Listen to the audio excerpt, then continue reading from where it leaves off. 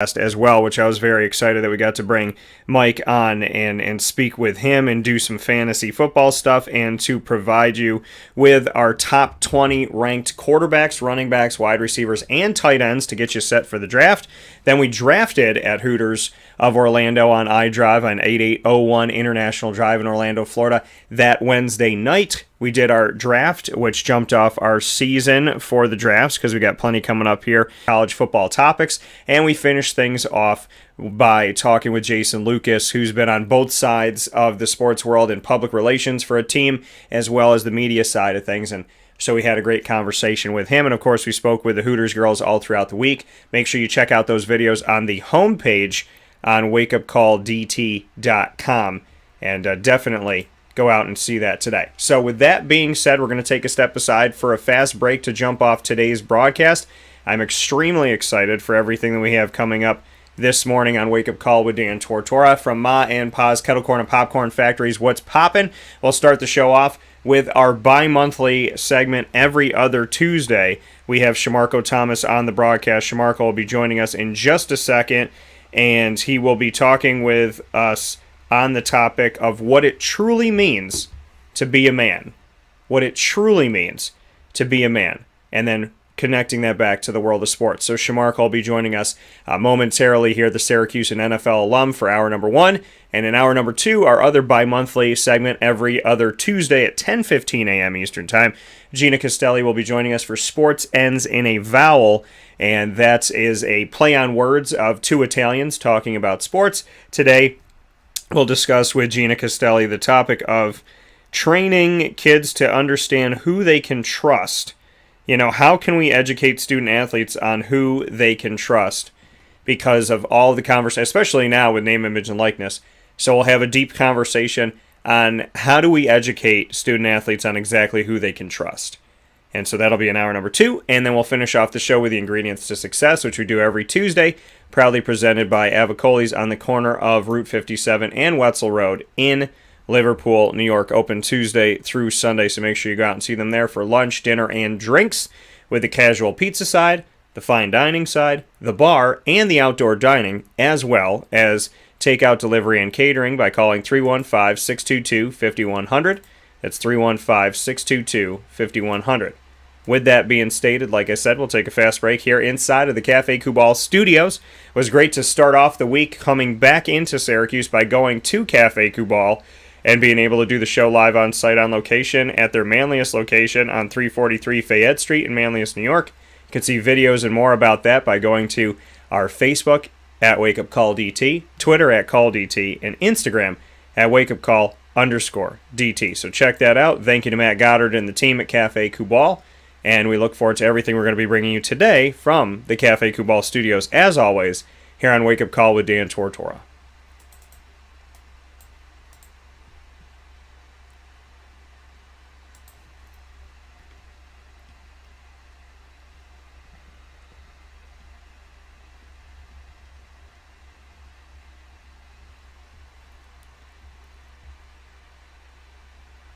Carvel DeWitt, it's what happy tastes like. Do you know why? Because we make ice cream. Creamy, rich, flavorful ice cream. Not yogurt or iced milk like some of our competitors. Creaminess and texture of our regular ice cream with only 35 calories an ounce. So whether you want an ice cream cake, flying saucer, dasher, carvalanche, hard or soft ice cream, we will satisfy your craving with our fresh, handmade regular or new Carvelite ice cream. Carvel DeWitt, it's what happy tastes like.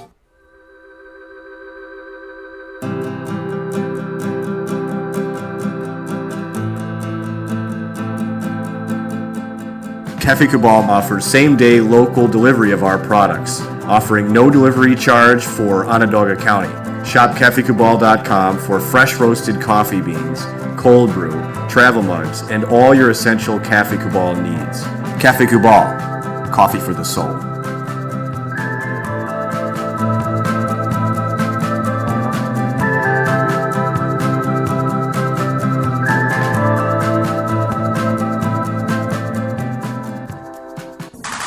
The Wildcat Sports Pub in Camillus, New York is located on 3680 Milton Avenue in the Home Depot Plaza. It is your family-friendly sports bar and restaurant. Folks, some sports bars aren't family-friendly. Some family-friendly restaurants are not sports bars. The Wildcat Sports Pub in Camillus, New York is proud to be both. It is that marriage that you've been looking for years. The Wildcat Sports Pub is your home base for your sports bar and restaurant needs, games for the kids, indoor and outdoor activities, and enough things on the menu to come back every single week and get to try something new.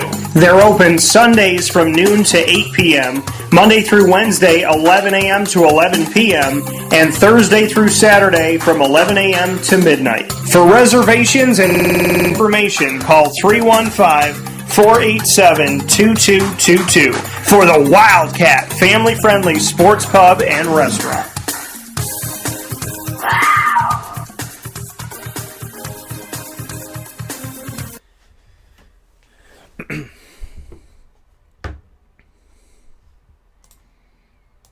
Welcome back here to Wake Up Call with Dan Tortora on wakeupcalldt.com, your one-stop sports shop, and on mixlr.com/wakeupcalldt, hanging out here inside of the Cafe Kubal studios, and very happy to be here inside of the Cafe Kubal studios. Cafe Kubal, obviously, here with you in multiple locations in Syracuse, New York, on 3501 James Street, 324 West Water Street, 208 North Townsend Street, as well as on 401 South Salina Street, inside of Golisano's Children's Hospital, and out in Manlius, where we were yesterday doing our live broadcast return to Syracuse, New York, and that was on 343 Fayette Street in Manlius with Rob Drummond, and of course their newest location and their first. With all that being stated, happy to be here inside of the studio and happy to be here with you every Monday through Friday from 9 a.m. to 11 a.m. Eastern Time. You know that bi-monthly, every other Tuesday, I have the opportunity of speaking with Shamarko Thomas right around 9:15 a.m. Eastern Time, and we always pick a topic, and we could go truly anywhere with it. We talk about sports and life, which embodies everything that Wake Up Call has been for years, and I'm always happy to have a good friend and a brother here on the show. So let's bring in Syracuse Orange and NFL alum, Mr. Shamarko Thomas. Shamarko, how are we doing today? Doing good. I'm blessed, man. Excited to be on the show today.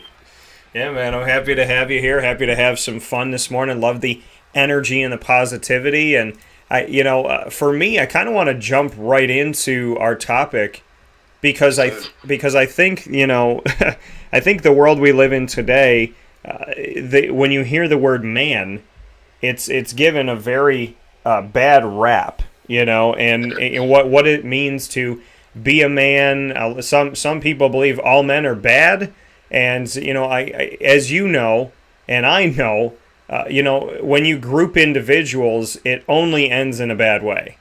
There's nothing good that comes from grouping people by sex, by sexual orientation, by race, by ethnicity, by money, by any of that. So the topic that we have today is, what does it mean to be a good man? And I'd love to open that up to you and get your thoughts on truly what that means. Being a good man, me basically is just living life right, living life like, everybody knows right or wrong. Everybody knows what's evil, you know what I'm saying? So in reality, taking care of your responsibilities, being the best version of yourself, understanding right from wrong, understanding you be each and every day. You know what I'm saying? That ultimately decides of what type of man you are. You know what I'm saying? Do you take care of your responsibilities? Do you love yourself? Because if you love yourself and bring peace to yourself, you're going to bring love and peace to others. Yeah, and I think, I grew up in a household where, my dad measured a man based on how many holes that he dug outside and how much work he did in a field, and essentially a man was judged by manual labor, where I always looked at a man and said, I think that what it surely shows you to be a man, for me, was not how many holes you could dig and how many trees you can plant and how much sweat you can have outside, but I always thought the measure of a man was how he treated a woman. And, so I kind of want to go to it from that angle, is that, to me, how do you determine if someone's a good man? Well, how do they treat a woman? How do they treat, females out there? For me, I was raised by two incredible females in my mom and my grandmother, and my G-mama, her mom.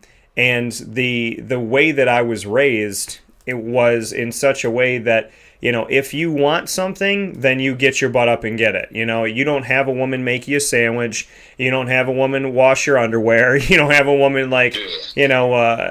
basically have to clean up after you. If you want something, you go up and you get it. You work together. So I always thought the measure of a man was determined by how he treated a woman, and that was something that always lasted with me. And I'd love to get your thoughts on that.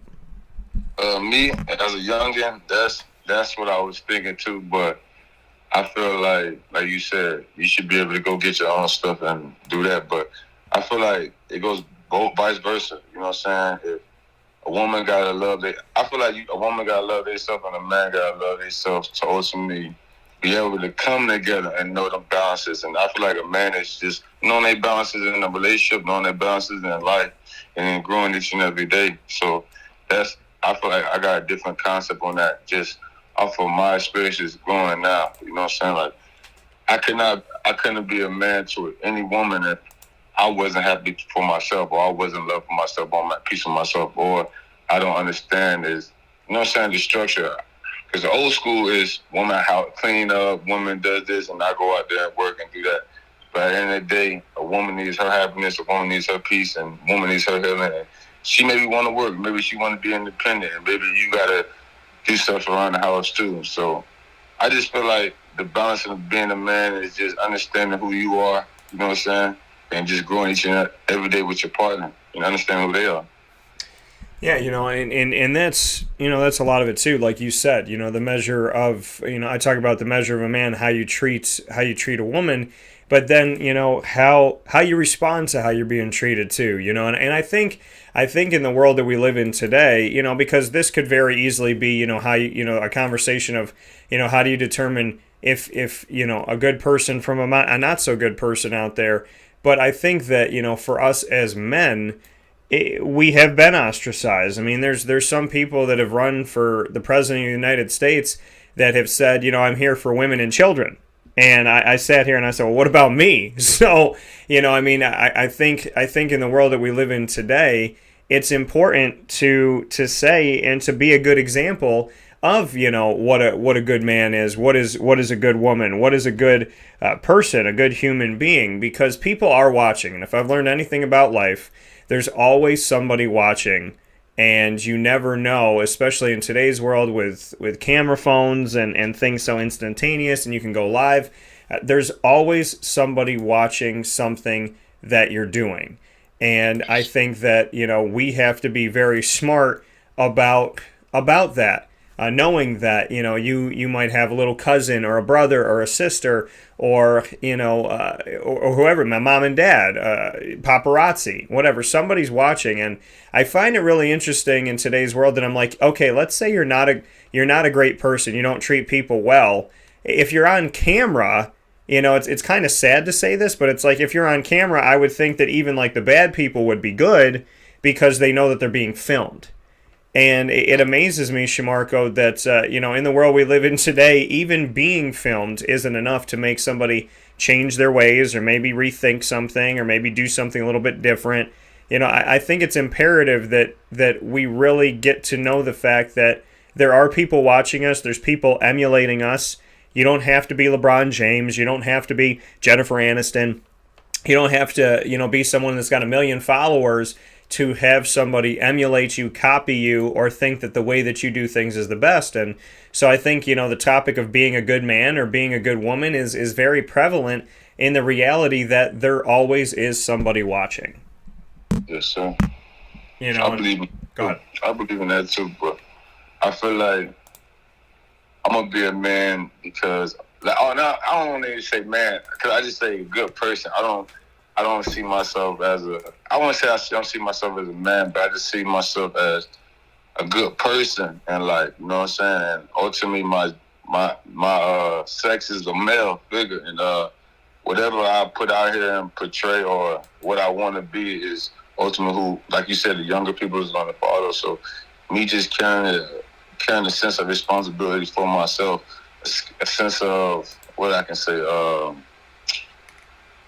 how I put it, like me, honestly, I move how I move, and I expect people just to move on my actions, not what I say. You know what I'm saying? Like that is my ultimate standard. You know, I've done stuff in my past that I had to grow from, and I hope that I can teach people to learn from that. And when you grow and get wiser and always growing each and every day, you feel like it's a standard you set by your action, not just by what you say. And that's what I feel as a person, not just a man. I feel like everybody looks up to me as just he takes it each and every day as growing as a person and a man, you know, because we're talking about being a man, but I feel like I'm just a human being, you know what I'm saying? Like, I don't give myself I feel like a lot of people give ourselves I'm a woman or I'm a man, and it's like, who sex made that, but I don't give myself I feel like a lot of people give ourselves ultimately being a great man, being a great person is ultimately being a great woman. You know what I'm saying?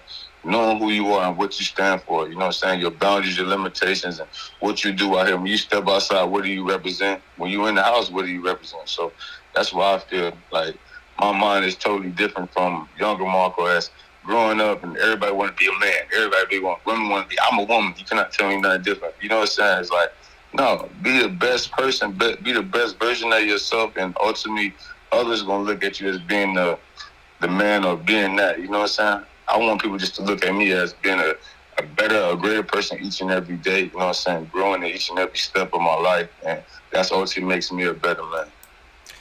Yeah, you know, and I think you know, it is that. You know, some people ask that question. A lot of people ask that question: is how do I know that I'm being a good person?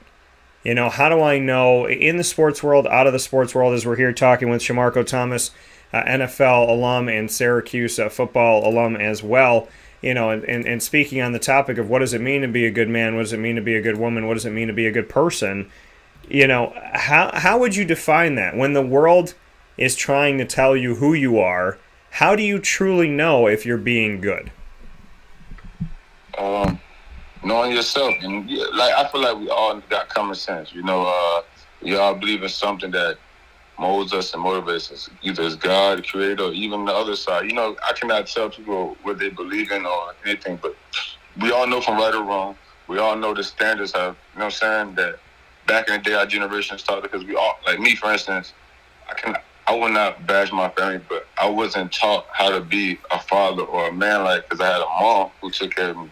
So I had to learn from other people as my coaches or you or, you know what I'm saying, other people around me, other elderly people around me to teach me how to be a man. But ultimately, that person wasn't just being a man, he was just being a great person. You know what I'm saying? To care for somebody that's not his child and teach him these lessons is that mindset. And as I've grown, I realized that Coach Scott wasn't just a great man. He was a great person to bring me on his wing, take me to his house, introduce me to his family, show me his lifestyle. Troy was not just a great man. He was a great person. You know what I'm saying? To help me out, understand because I feel like being a man, I'm a man. I feel like it's like or being a woman is like an ego or a pride. Like, I'm always going to be a man. I always hear people say that it's like, no, be the great version of yourself. Be the best person that God wants you to be, or your creator, or who you believe in, and ultimately that aura is going to feed on to everybody else. You know what I'm saying?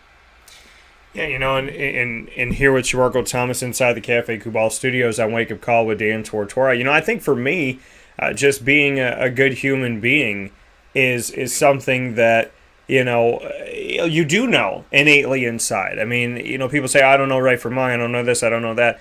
I think, you know, yes, there are things that happen in our life. There are things that affect us. There's the situation that we're around. But somewhere deep inside of us, I believe that God exists with all of us. And in God existing, I think that there is that voice of this is wrong. This doesn't make sense. You know, I can say it from the fact of, like, when I was raised, when I saw people that were like teaching me, like mentors and parents, and when I saw things being taught to me, and then I saw those people break their own rules, I didn't break them going, oh, well, I can do it.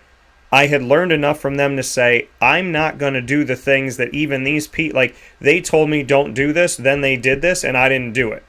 Because I learned the lesson, and then even when I saw them do it, I said, okay, well, I can't. So I think at least from my perspective, we know deep down inside right from wrong.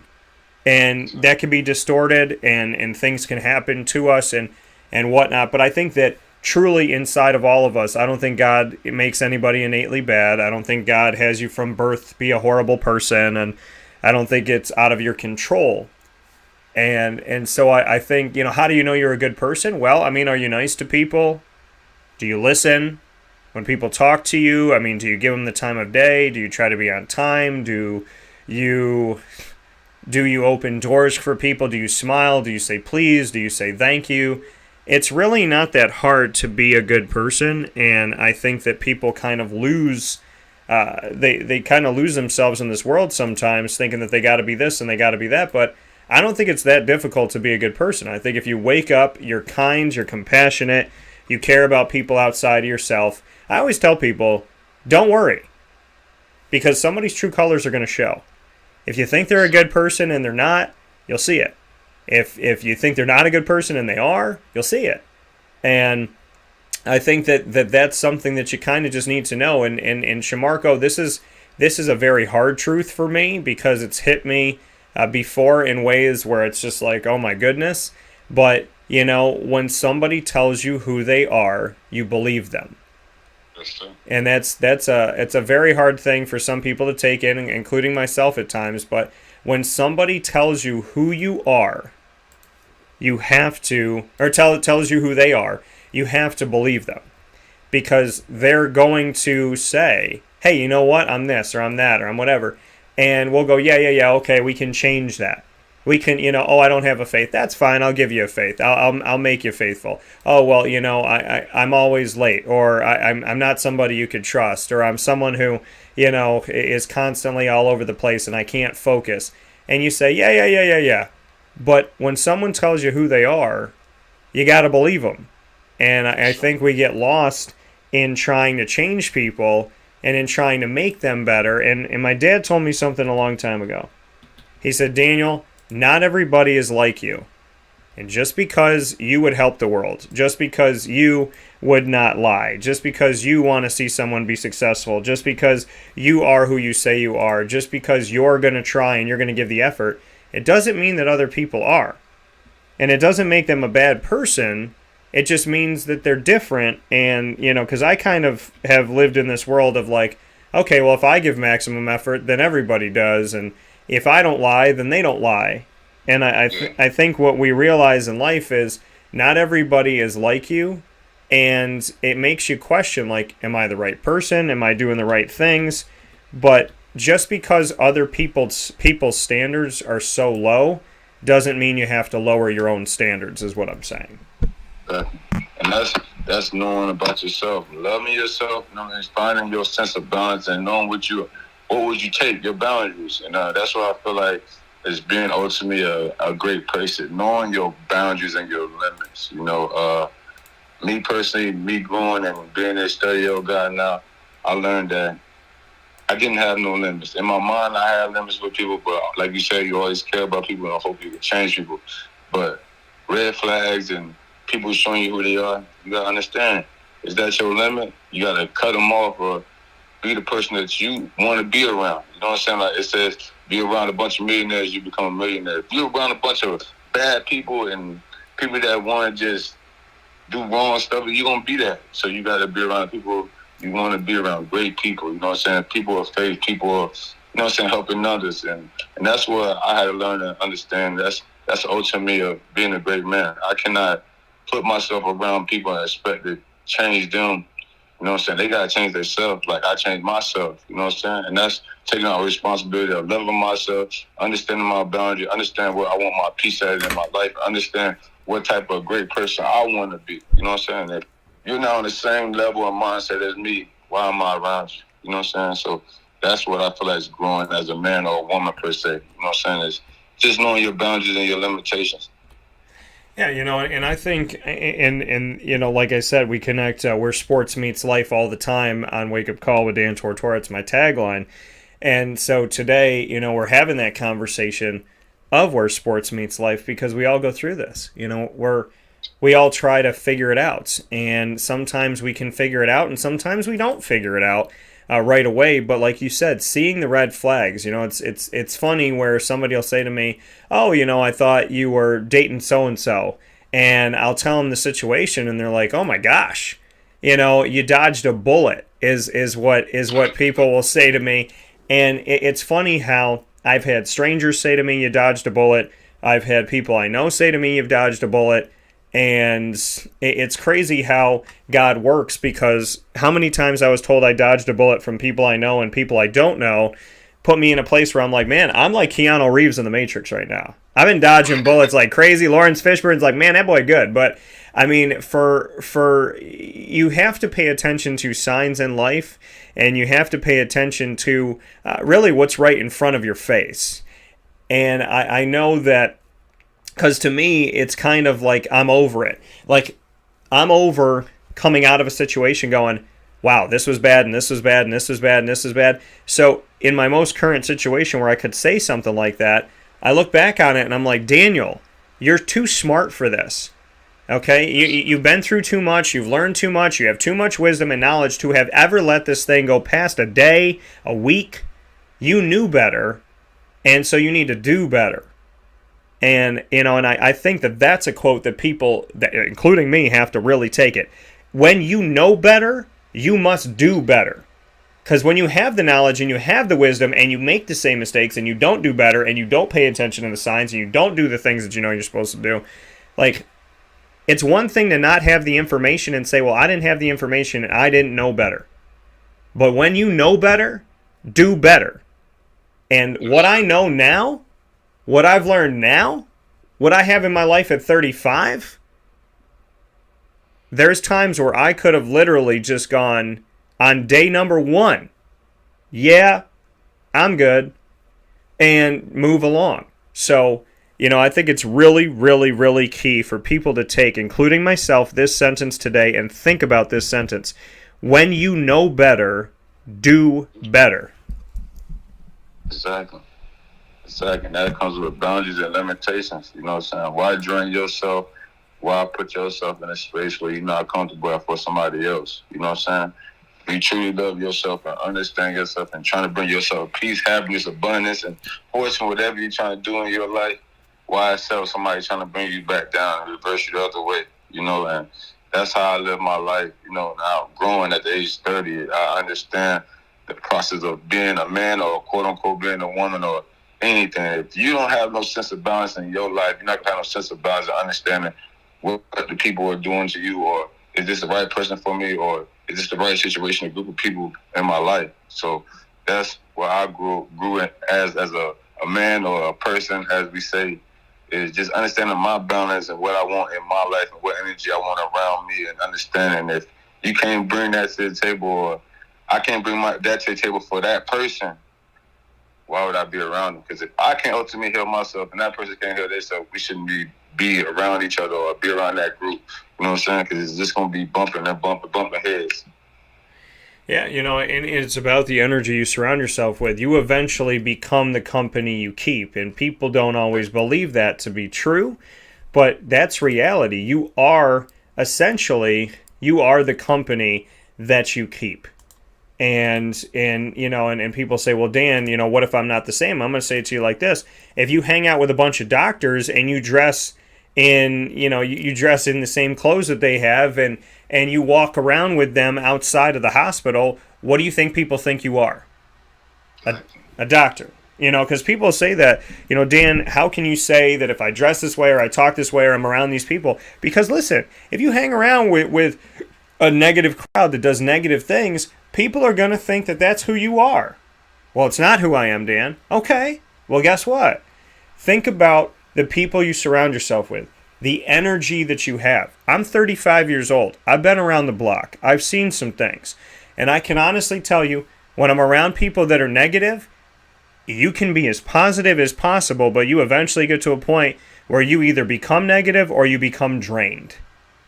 And that is a reality. When you're around people that are positive and you're negative all the time, you can either be positive, you get uplifted, you feel it, or you try to fight against it. But to me, it's when you're around positivity it lifts you up. When you're around people that are trying to do better for themselves, it lifts you up. And conversely, when you're around people that don't care and they're negative and they're down and nothing matters and they're all depressed, then that brings you down too. And it's not saying don't help people. It's not saying don't be there. It's saying that the reality is you are the company you keep. And people think I can function being in this group of negativity, this group of bad decisions, this group of people that aren't really pushing themselves, they're not learning, they're not growing, they're not excelling. I can be here and be strong. No, you cannot. I mean, you're eventually going to, if you stay next to a building that has asbestos in it, it's eventually going to get on your clothes. Yes, sir. And you may say, "Oh, I'm not breathing it in," but you are. Well, I'm not. I'm holding my nose. It doesn't matter. It's on your clothes. So, I think that we really have to be very cognizant of the time that we have and the decisions we can make. Listen, there's certain things that I do for a job where I'm around people where I don't have a choice.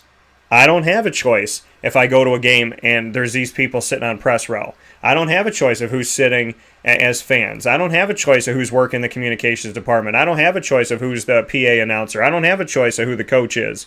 Those are the people that are going to be in that building. But I do have a choice who I eat dinner with. I do have a choice who I lay next to. I do have a choice of who I call and spend my time talking with and catching up with. So we have to be very smart about the time that we have.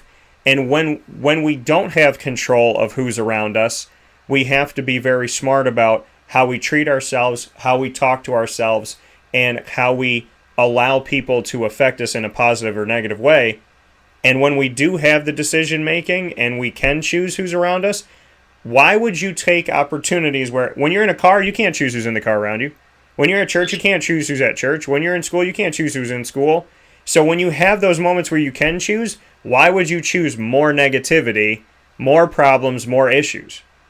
I tell people all the time, I got enough going on in my life in a great way, in a positive way, that I have to figure out and work through. When I come home, I don't want to fight with anybody. I don't want to deal with negativity. When I come home, I want to be loved and cherished and appreciated because, Shamarko, we can't choose who's out there, but we can choose who we let in, and we have to be very smart about that. And that's true, and that's honestly how I live my life now. That's what I say. You can't let people get you out your character. If you know who yourself is, you understand, like, the limitations, the bounds. I keep repeating the same thing is because I had to learn that no matter how a person treats you or acts towards you or, you know what I'm saying, you know yourself. So don't allow nobody to get you out your character. And that comes with loving yourself, bringing yourself peace, and bring yourself happiness. And abundance is knowing that I will not allow nobody to take me out my character, take me out my road, take me out my destiny, where I'm going, where I'm headed. You know what I'm saying? My mindset is ultimately as everybody say, being the bigger person. Understanding this person might not have that capability yet of processing of growth, you know? So that's my thing with just being ultimately a man, woman, or a great person, or being around people is some people are not ready to grow. And I have to understand that and not take myself back a step to feed into what they're doing or, reacting to what they're doing, and stay true to myself. Understand that I'm being a better person. I'm growing. I know my process, and I'm happy in my process, and I can't let nobody take that energy away from me. And that's where I feel like everybody had to get to is the sensibilities of just knowing. Don't let nobody take you out your character, because when they take out your character, you're going 10 steps backwards. You know what I'm saying? You're becoming that person. As you say, you're around them, you're becoming that person. And you got to understand, if you truly know your limits and have a balance in your life, you understand nobody can change who you are. You know what I'm saying? And change your growth. Yeah, so it really comes down to a topic that we're discussing in hour number 2. How do you know who to trust, and how do you educate yourself on that? And what we're talking about this morning on Wake Up Call is a reality to everybody listening, whether you're in the sports world or you're not in the sports world, is, until you know yourself, you really, you can be abused by people, you can be manipulated by people, you can be coerced by people, because when you don't know who you are, then other people tell you who you are, and sometimes you believe that. And And so it's important to love the skin you're in. It's important to know exactly who you are. And yes, you figure that out over time. And no, you're not going to know when you're 5 years old, and arguably and whatnot. But that's when you hope that, God puts you around people that are good leaders and good role models and mentors and teachers. Who you are, Shamarko, that's something that is sacred. It is something you have to protect. And when you don't know who you are, it's the old statement. If you don't stand for something, you'll fall for anything. Exactly. And so when you don't know who Shamarko Thomas is, when I don't know who Dan Tortora is, we're put in a place where people start to tell us who we are, and we start absorbing pieces of who they are. And then before we know it, we're a little bit of Sheila and a little bit of Steve and a little bit of Patrick and a little bit of Stacy and a little bit of Roger and a little bit of Tim and a little bit of, Tanisha and on and on and on. We're literally puzzle pieces of other people when we're not ourselves. Exactly. And the one thing that I know is no matter how anybody treats me, no matter what anybody says, no matter what anybody does, no matter if somebody is who they say they are or they're not who they say they are, for good or bad or whatever, when I lay in bed at night, no matter what anybody tries to do to me, anybody does to me, anybody says to me, anybody whatever, when I lay in bed at night, I'm Dan Tortora.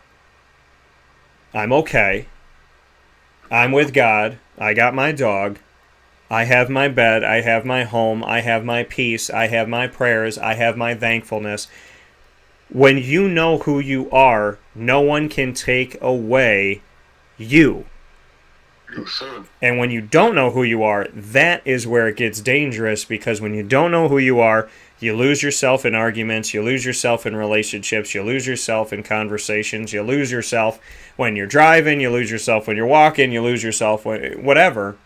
When you don't know who you are, you're seeking yourself in other people. And when you look for yourself in other people, you will never find anything but unhappiness. You're never going to be able to find yourself inside of somebody else.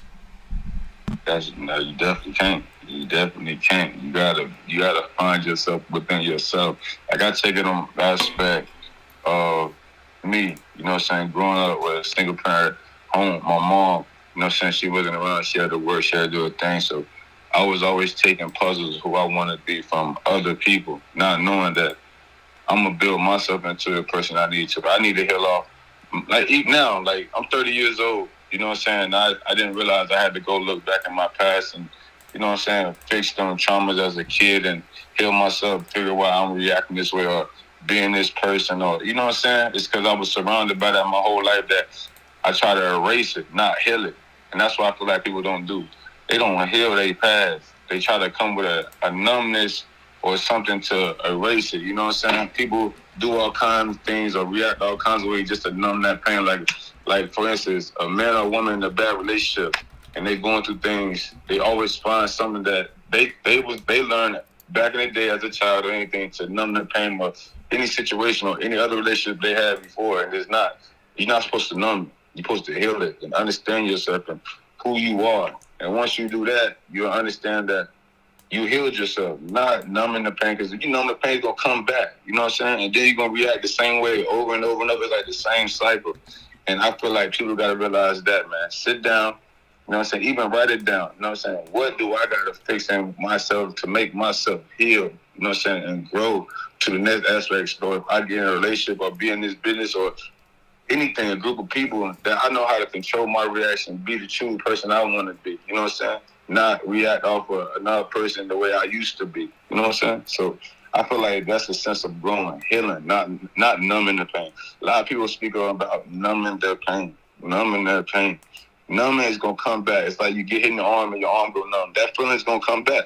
And it's ultimately you're going to react the same. And I feel like that's the ultimate goal and everybody like they should do is, man, grow with healing, grow with peace, grow with happiness, not numbing the pain, because it's not going to go nowhere. You're going to go right to the back to the same things you do to numb the pain, either it's anger or drugs or anything in life, man.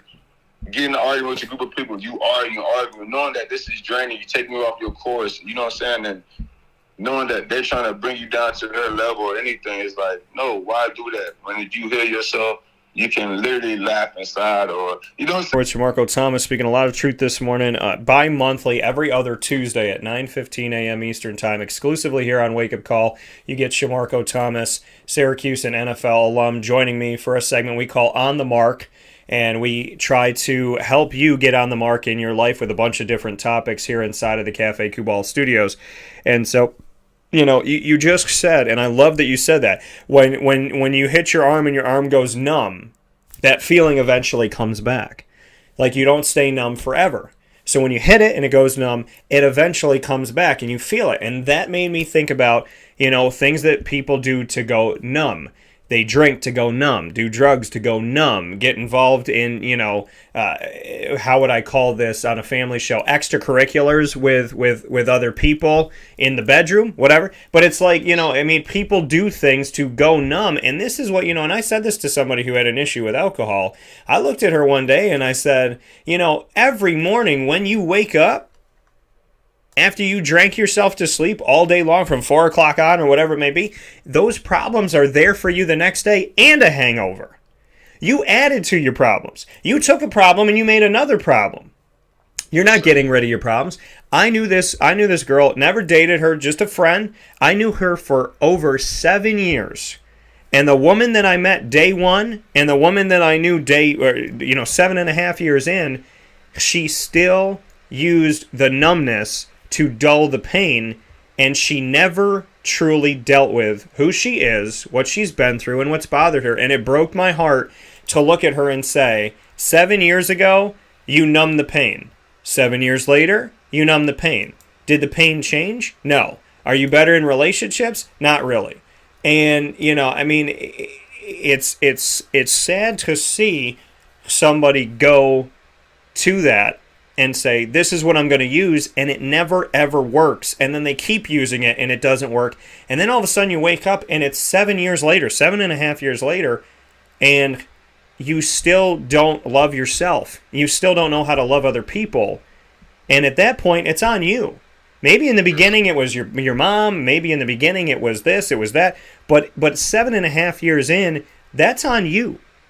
It's your time to change. You know, I tell people all the time, listen, I will sympathize with your situation, but if you attack me and attack me and attack me and attack me, I stop thinking about, oh, well, they're doing this because of their childhood, and I start thinking about, well, I just don't want to be hurt anymore. I don't really care why they're doing it at this point. I just want it to stop.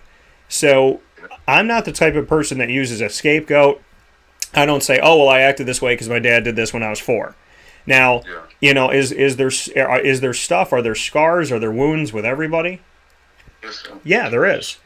But using it as a crutch, you know, it's funny because there's, and I had this conversation yesterday, there's people, when they talk to you, and they'll say, well, you know, this person didn't know how to be a father because they didn't have a father, or they don't know how to be a good person because they weren't surrounded by good people, or there wasn't this. And I always say, I call BS on it. And they look at me, or they're on the phone with me, and they sit there, and I said, listen, I have friends, not just friends, but my best of friends, my closest of friends, did not have fathers, and they're incredible fathers. Did not have somebody there to be there for them, and they're self-made people. Some of the best people I know didn't say, well, my daddy wasn't there, my mom wasn't there, so now I'm going to be this, and I'm going to be that, and I'm going to beat this person, I'm going to do these drugs, The best people I know had the biggest excuses to make to say, I don't have to be a good person because of him or her or them or that, and they didn't.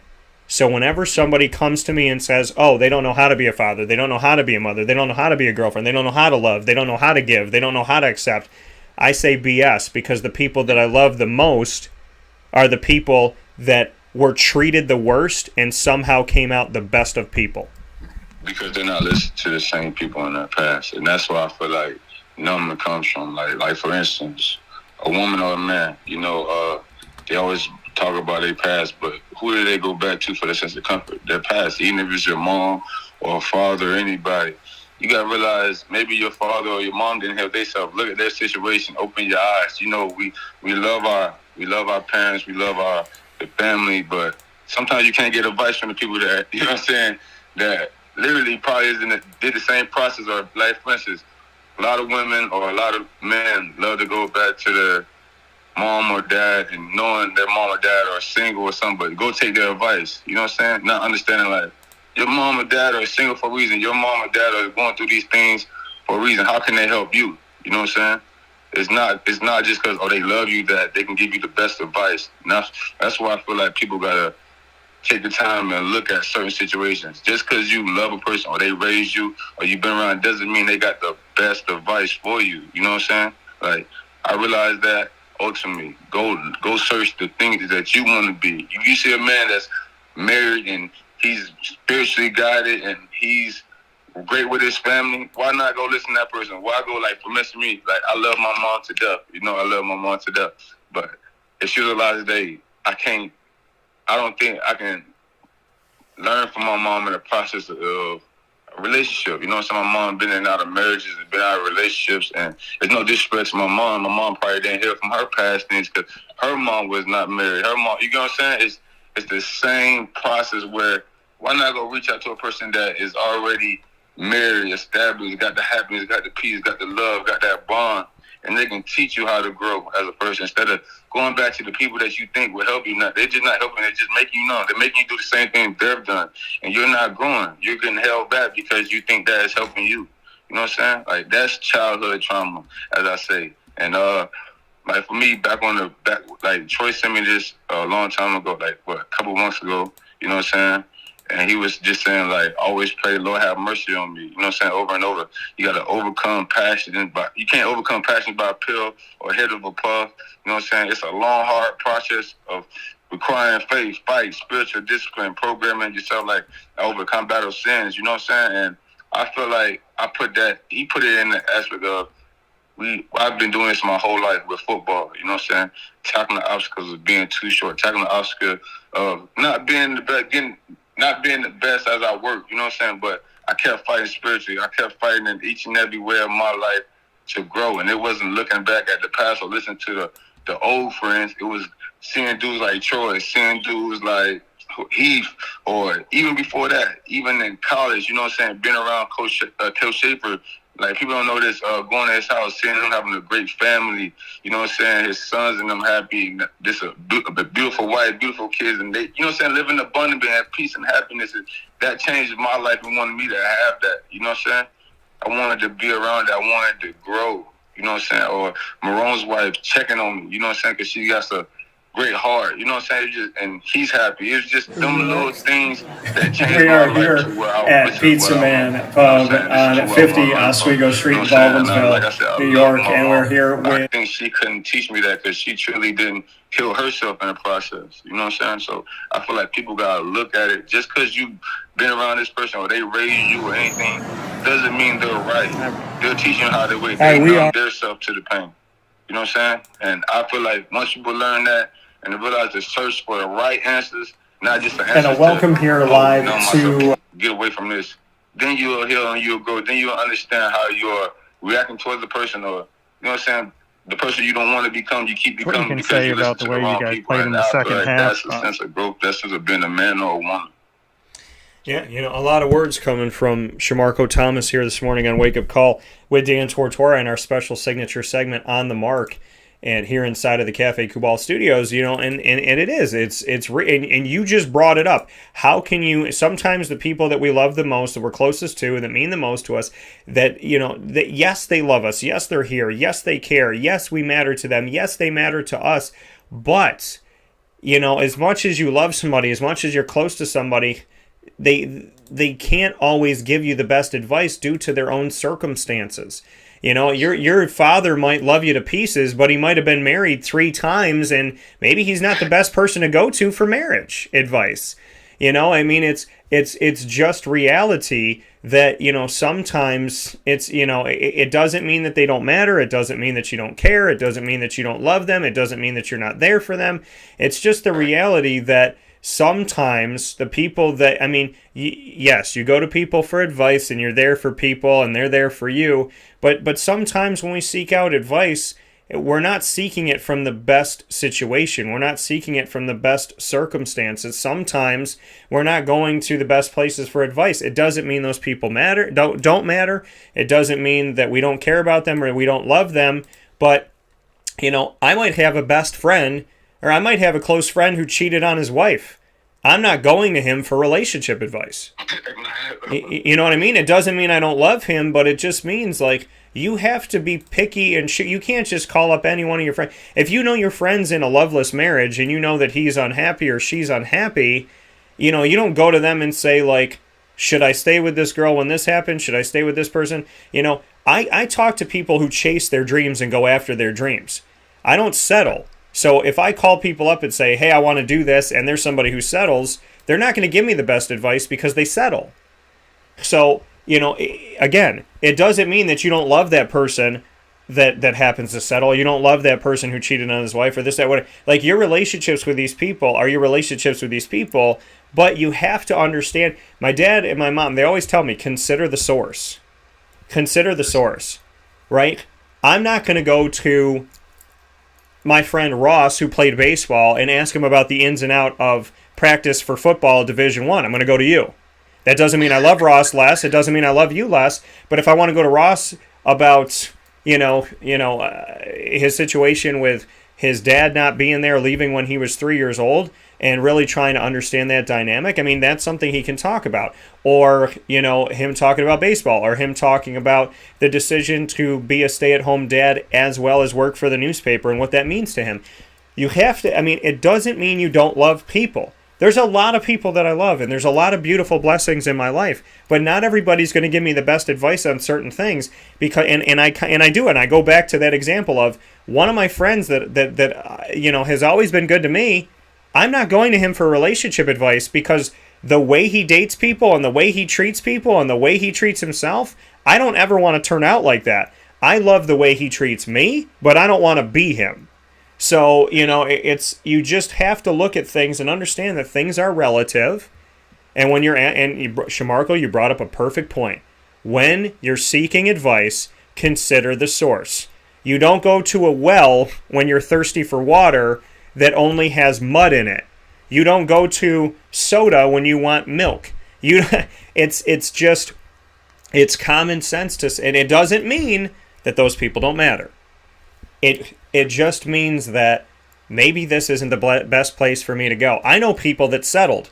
I know people that are married and they settled and they hate their lives. I'm never going to them for relationship advice because they're miserable. And you know what I mean? So you have to think about that. And there's a quote that I love, and people that watch and listen to the show, they know that I've said this a billion times, but you said parts of it. We've talked about it here today, and so I want to read it. It's from Rocky Balboa. But somewhere along the line you changed. You stopped being you. You let people stick a finger in your face and tell you you're no good. And when things got hard, you started looking for something to blame, like a big shadow. Let me tell you something you already know. The world ain't all sunshine and rainbows. It's a very mean and nasty place, and I don't care how tough you are, it will beat you to your knees and keep you there permanently if you let it. You, me, or nobody is going to hit as hard as life. But it ain't about how hard you're hit. It's about how hard you can get hit and keep moving forward. How much you can take and keep moving forward. That's how winning is done. Now, if you know what you're worth, then go out and get what you're worth. But you got to be willing to take the hits and not pointing fingers saying you ain't where you want to be because of him or her or anybody. Cowards do that, and that ain't you. You're better than that. Yes, sir. That quote hits me when it says, somewhere you change, you stop being you let people stick a finger in your face, tell you that you're no good, and when things got hard, you started looking for something to blame. This world is not sunshine and rainbows. It will beat you to your knees and keep you there permanently if you let it. Just everything inside of this. It's not how hard you're hit, it's how hard you can get hit and keep moving forward, how much you can take and keep moving forward. If you know what you're worth, then go out and get what you're worth. There's so much inside of this that could be said to anybody at any time, really for anything, and I think that it would hold up. Yes, sir. It definitely will.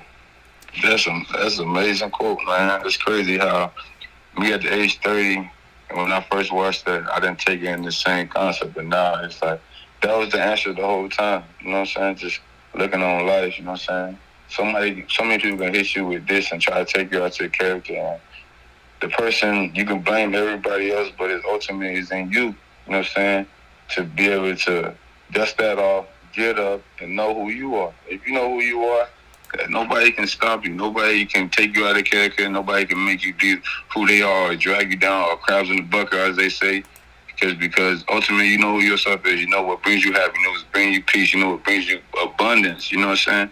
And that's the ultimate key of life. Once you heal and know all that stuff, nobody can stop you. Nobody can stop what you're trying to be in the process of growing in your life. If they're stagnant, they're stagnant. It's going to hurt them worse because reality, they know they cannot get in that realm. They cannot push you down. They can't, you know what I'm saying? They cannot get you out of that character, who you want to be.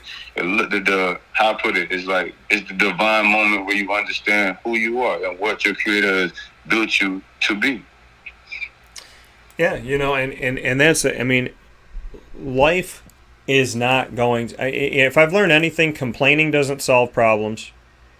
Worrying doesn't solve problems. Stressing doesn't solve problems.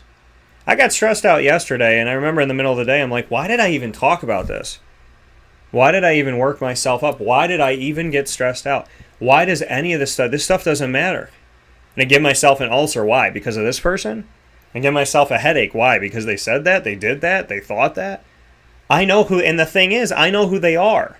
They've been the same way for 10 years. They've been the same way for 8 years. They've been the same.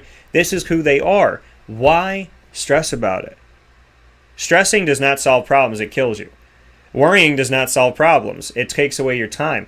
Your time is precious. The devil works in worry. The devil works in fear. Fear is the devil's lie. Because fear is the one thing that keeps you from what you truly want. There is a belief, a notion, and truth that I truly believe in, that fear is the one thing that will keep you from what you want. And if you listen to fear and you listen to the devil and you listen to negativity and you stop literally right around the corner from where you stopped, that's where God was. That's where the prize was. It was right there. It's literally right there. Fear is that one thing that stops you from turning that corner and finding that thing that you've been searching for, that you want, that you desire. Do not let fear stop you. Don't let worry stop you. Don't let doubt stop you. That is all man-made BS. It's not God. God is not a God of tricks. God is not a God of not being able to make decisions and being all over the place. God is not fickle. God is very specific. And so, you know, to me, if you're scared and you're worried and you're fearful and you're depressed and you're stressed, that isn't God. That is the devil. That is a cloud that has spun around you trying to create a tornado. Let that cloud die. Don't let it spin. Don't let it pick you up. Don't let it throw you somewhere else. You are in control of your mind. Don't think that you're not. You have your heart. You have your... You choose where you take yourself, your body, your mind, your soul, your heart. That is you. God gave it to you. He trusted you with it. So do something good with it. The devil wants you to stop, wants you to give up. And I live in a world where people give up all the time. They come to me. They listen to my show while they're giving up. They're sitting in their cubicle while they're giving up. They're sitting there with their kids going, man, I hate my job and I gave up. There's so many people that listen to talk radio, then talk in the video and everything, that give up, that have given up. We are their release. I don't want to be your release. I want to be the person you come to and say, Dan, I listened to your show 5 years ago and now I got the right woman. I got the right guy. I'm in the right place. I'm living in my dream home. I'm where I want to be. I'm down in this. I didn't live here. I went there. I did this. I chose that job. I attacked that. I went after it. I did everything I could. Maybe this didn't work, but that worked. I don't want to talk to people in their cubicles that they hate. I want to talk to people in the cubicles that they hate that decided to leave those cubicles and go somewhere else to do something better, because you have one shot. You got one chance. You got 5 seconds left on the clock and you got the ball. Are you shooting? Are you going to travel? Are you going to run out of bounds? Are you going to sit on the court and cry? Or are you going to take the shot? Discern. Because when you don't take the shot, it's nobody's fault but you. And I understand you're scared. I understand you're mad. I understand you're frustrated. I understand you don't know where to go. I understand it doesn't make sense. This coach left. This happened. This school did this. This person did this. This girl did that. This guy did that. My mom did this. My dad did this. My sister, my brother. I understand. People do stupid stuff. People hurt people. Things don't go the way that you always want them to go. But the ball is in your hands and there's 5 seconds on the clock. And are you shooting or are you not? Are you fumbling the ball or are you running? Are you going for the end zone? Whether you're going to make it or not, are you running toward it? Or are you throwing the ball to the other team and saying, I quit?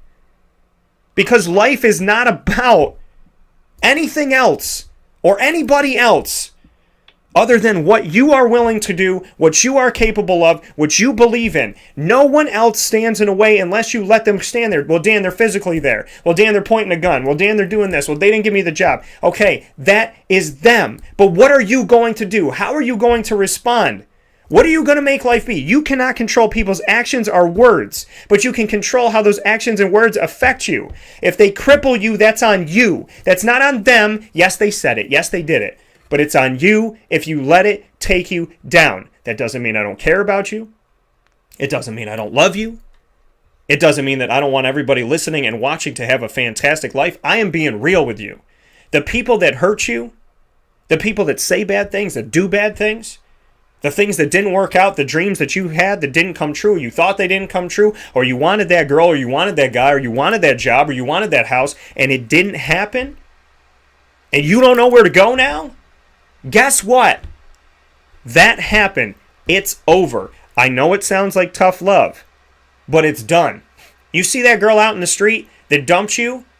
Oh, I'm gonna get an upset stomach. Why? She didn't want you. Be with somebody who wants to be with you. Don't be with somebody who doesn't want to be with you, who doesn't see your value, who doesn't love you, who doesn't cherish you. Oh, that boss, well, look at their company. They're doing this and that, and they didn't let me in. Who cares? Go start your own company. Go do something else. Easier said than done. I get it. But I started my own company. I left bad relationships. I'm a better man today than I was yesterday. And I got a lot of work to do, but what I'm trying to tell you is people are going to do what they want. They're going to say what they want. And sometimes they mean it and sometimes they don't. But if you let this world stop you, if you let this world contain you, if you let this world box you in, then you're not understanding that you're not of this world. And everything in this life is a test. Everything in this life is a road back somewhere. So if you're not trying to get back to heaven, yeah, you'll get lost. If you don't know who you are, yeah, people are going to tell you who you are. But I can be clear with you as day, and some days are easier than others, and this is a really hard thing to take, and I know people are probably yelling at the screen right now.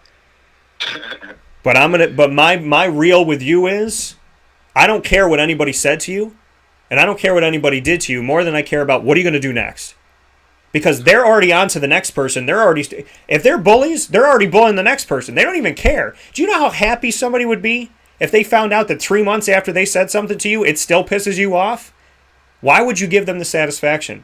Why would you give them that positivity? You what? I said misery loves company. Yeah. I think that for the rest of your life. So understand something. The people that hurt you, the things that hurt you do not care about you. To spend a second more on someone who said something evil and did something evil is a waste of your time. It hurts. It sucks. It ain't easy. But guess what? You have a choice today to live your life within the confines of other people's boxes, within the judgment of other people and the opinions of other people and the negativity of other people, or you can be yourself. And I promise you that if you live in a world where you love yourself every day and you work to know yourself every day, eventually the things that people say and do start brushing off you easier and easier, because living your life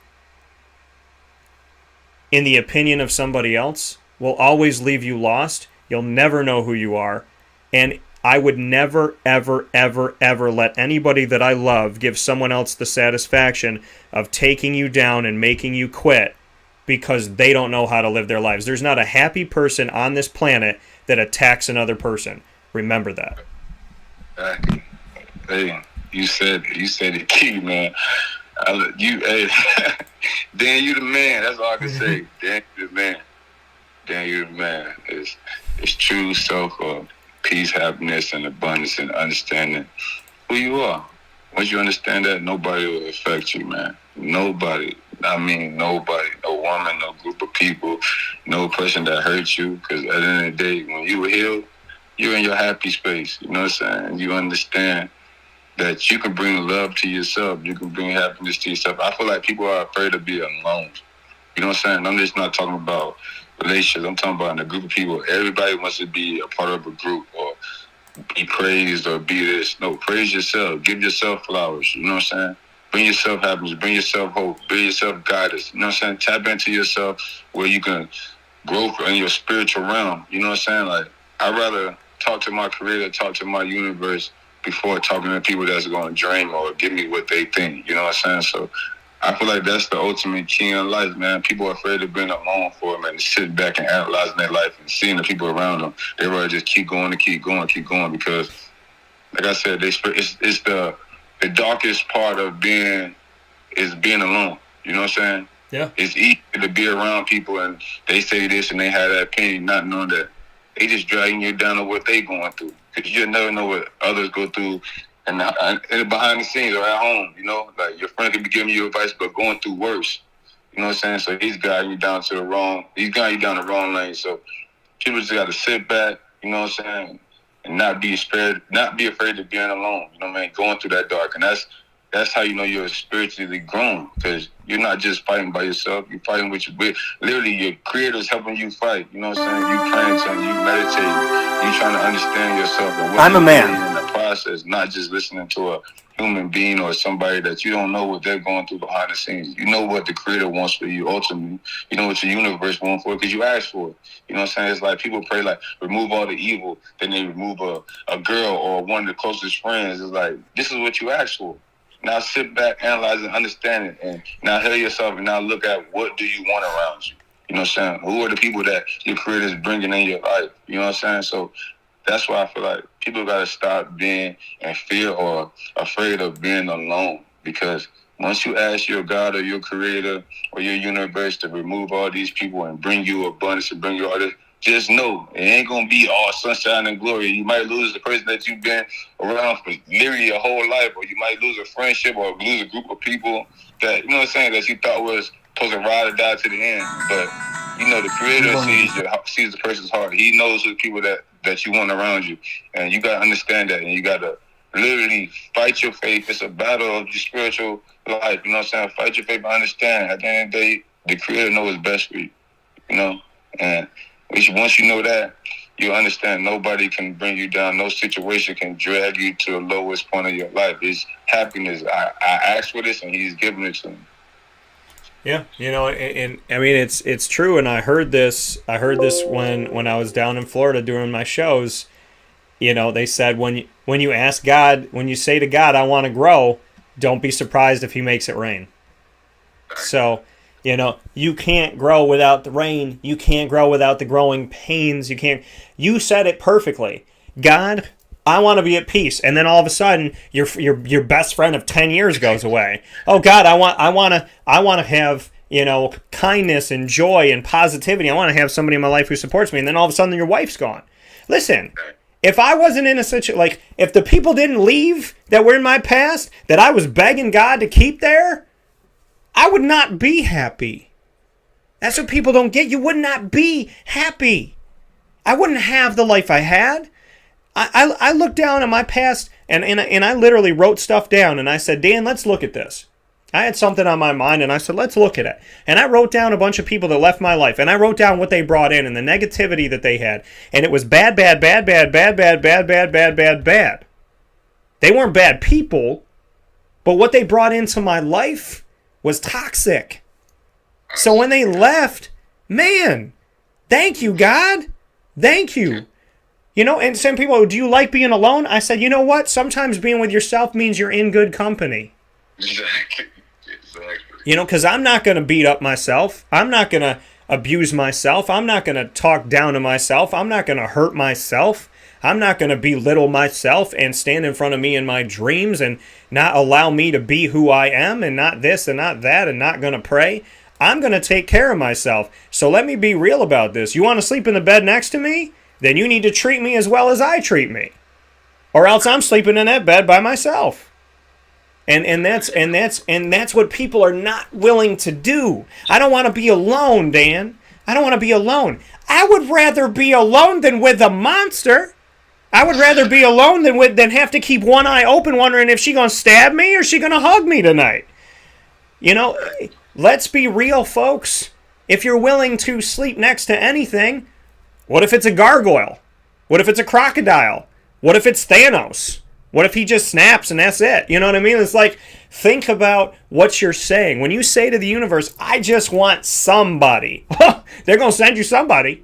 Somebody, they're going to see. But when you say, I want that somebody, that person, you know, I you know what? I said to a lady on a plane, I looked at her, I said, I'm retired. And she looked at me and she said, don't say that. She said, don't say that to God. Don't say that to the universe. Don't put it out there. I said, what do you mean? She said, listen, the universe hears you. God hears you. If you tell him you're done, he hears that. I said, well, what do I say then? Because when I've said that I'm out here and I'm loving and I'm caring, I meet crazy people. She said to me, maybe you met the people that you met, and maybe it was short-lived to remind you of this positive thing and this positive thing and this positive thing. But she said, you know what? As much as you've been hurt, if you want that in your life, if you want to be a husband, if you want to be a father, then you tell the world, you tell the universe, you tell God, I want it. Send me the right one. And when the wrong ones come, understand that the devil sends packages to your doorstep too. The devil knows your address too. And he's been sending me packages, Shamarko, for 35 years. Doesn't mean you got to open them. It doesn't say Amazon, it says Amazon. It's got an E instead of an A. But I still opened them. And you got to know that the devil knows your address, and so does God. And when you get sent a package to your doorstep, just understand that not all of it's good. Not all of it's great.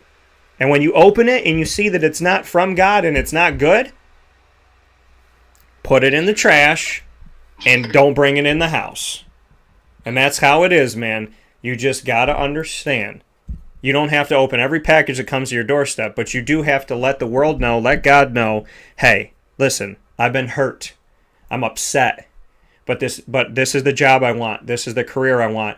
This is what I want for my personal life. This is where I want to live. Tell God, and God will guide you to where you need to be. Trust that. 35 years, I'm telling you, folks, you might think it's an invisible being, and how do you know it's real? I know God's real because I got 35 plus years of proof. If you want what you want in your life, tell God, and God will give you what you need. He'll set you straight. You know, and just don't be opening don't be opening all them packages that get sent to your house, man. You're not opening all them packages, man. And that's a definition of just people settling. Like, just settling is like, oh, this is my life. I'm meant to be with this person. No, you're just scared to be uncomfortable, and that's what people gotta learn. You be successful like me my whole life. You know what I'm saying? With my back against the wall. Like, I succeed because I'm in an uncomfortable situation. Then I tell myself, are you going to fold or are you going to rise? Yeah. And that got to do with relationships or anything. People settle because it's like, I'm comfortable with this person. No matter what they bring to me, drain me, or anything that's going on in my life, down me, or my goals and dreams, I will stay with this person because I don't know if I'll find somebody else. It's like, no, go challenge yourself in them uncomfortable situations. Go be the best version of yourself in them uncomfortable situations, man. Like, it's like when you getting chased by a dog. You might not be fast, but that dog coming, boy, you gonna figure it out real fast. Your reaction is gonna figure out, or you gonna sit froze and get bit. It's your choice. But people are scared to live life in uncomfortable situations. People just love to just, okay, this is it. This is who my life is, and this is who I'm going to be. It's like, no. Who said that? Your creator didn't say this is who your life would be. A human being could not tell you this is your life, man. It's ultimately, you got to be knowing that if you got your faith, you know what I'm saying, you know who you want to be, go get it, no matter if it's uncomfortable or not. Because literally, I learned in my whole life, since a youngin', my whole life, that's what made me who Shamarko is. It's not that, anger or just living in bad poverty made me who I am. It's just the uncomfortability. You know what I'm saying? I knew I wanted more. I didn't like my back against the wall every time. I didn't like, you know what I'm saying, people telling me who I'm going to be. You know what I'm saying? I know who I want to be. And I understand who I want to be. And nobody's going to stop me. You know what I'm saying? I don't care if I got to go through these obstacles and hoops, man. If I got to get a couple bruises and scars or, you know what I'm saying, doubts in my head. Yeah, them doubts going to turn me to faith. You know what I'm saying? That negativity is going to turn to positive. You know what I'm saying? It's a glimpse. Like, God, it's a must see the faith. You know what I'm saying? Everybody say, and I always tell myself, if God showed me a glimpse of who I'm supposed to be, I'm going to take it full on no matter what it takes. And that's what people are afraid of, because God shows everybody signs and glimpses of who they could be. It's just they're afraid to go in that comfortable situation. And that's what's reality. That's why people settle, is because they're afraid to be uncomfortable. I love being uncomfortable. That's my place. Like, that is my place. I know that I've been at my whole life. You know what I'm saying? Every time my back against the wall, I succeed higher than I ever imagined. Because, you know, the Creator's by your side. That's the craziest part. You're uncomfortable, but somebody's by your side to push you each and every day, spiritually, mentally, and physically, to get to where you want to be. Because you asked for this. This is who you want. He heard me pray. Or are you going to go when people are throwing stones on you, putting you in the dirt, throwing you down in the mud? You know what I'm saying? What you going to do about it? Are you going to believe in me, or are you going to believe in what they're doing to you? You know what I'm saying? And that's what's my mentality. Like, people got to be uncomfortable in every situation to get what they want. It's hard. It's hard because people love comfortability. People love comfortability. People love waking up every day doing a job they don't love. People love being in a relationship they know that's not right for them. People love to hang around people that they know it's not going to benefit them, take it to the next level. It's because it's comfortable. I don't got to stress. I ain't got to have this anxiety. I ain't got to have this fear. It's like, no. Why not get in them fears, get in those eyes, attack all that stuff, and then excel to another limit? Yeah, I was afraid to be around these people, but now I know this was going to take me to the next level. I was afraid to move on from these people, but I knew that these people was dragging me down. Now I want to be, bro. I want to lift up. I want to be what God always wanted me to be. Like, I remember you told me, like, you said, don't go to, you know, so you don't want to die with a dim light. You want to die with a greater light. How can you die with a greater light when you're doing the same things to dim your light? Yeah. Yeah. Yeah, you know, and that's the thing is, you know, yeah, I mean, and yeah, when we spoke about it, I said God gave you a light, and when you come back to Him at the end of your life, it better be brighter than when He gave it to you. And, you know, so there's a lot of good that came from today. There's a lot of I want to get up and, like, jump through the screen right now, you know what I mean? Like, I'm ready. I'm ready to go out there and, you know, do my thing. So, Shamarko, as always, thank you. I appreciate you. I love you, bro. And I got nothing but respect for you. And I look forward to talking with you soon on the air and catching up with you off the air as well. Just so you know, it's always love. Like I say, you taught me a lot, and I appreciate you for allowing me to, you know what I'm saying, express myself. You know, I learned a lot from you, and I love you too, bro. You know, it's more than just a podcast. It's to heal people and just to heal ourselves, too, in the process. And you have helped me a lot with healing and me growing in my life and a lot of things that inspired me. So I thank you ultimately. Listen, I thank you back. So I look forward to talking with you soon. And God bless in the meantime. And don't open all them packages that come to your house, bro. You don't either. God bless you, too. All right, man. Take care. See you. That coming from Shamarko Thomas as we get set here and having some fun here where sports meets that thing called life. So definitely appreciates all the good that's come from that. We're going to take a step aside and talk with Gina Castelli right after this.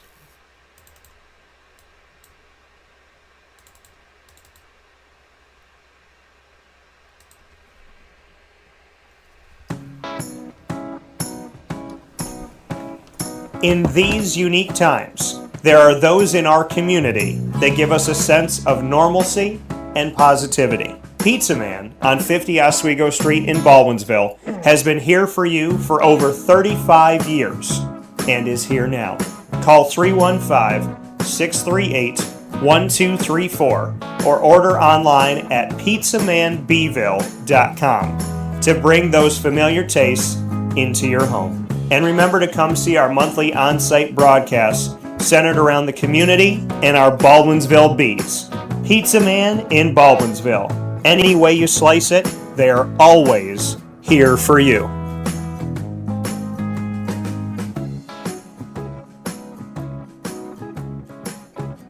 This is Jimmer Sikowski, owner-operator of Chick-fil-A Cicero, 7916 Brewerton Road in Cicero, right in front of the Home Depot. I had a deep feeling that God wanted me to do something bigger with my life and to help people, help others. I kept putting Chick-fil-A in my life, and I realized as I was going through the franchise selection process that positively impacting the lives of others was really core to what we do here at Chick-fil-A.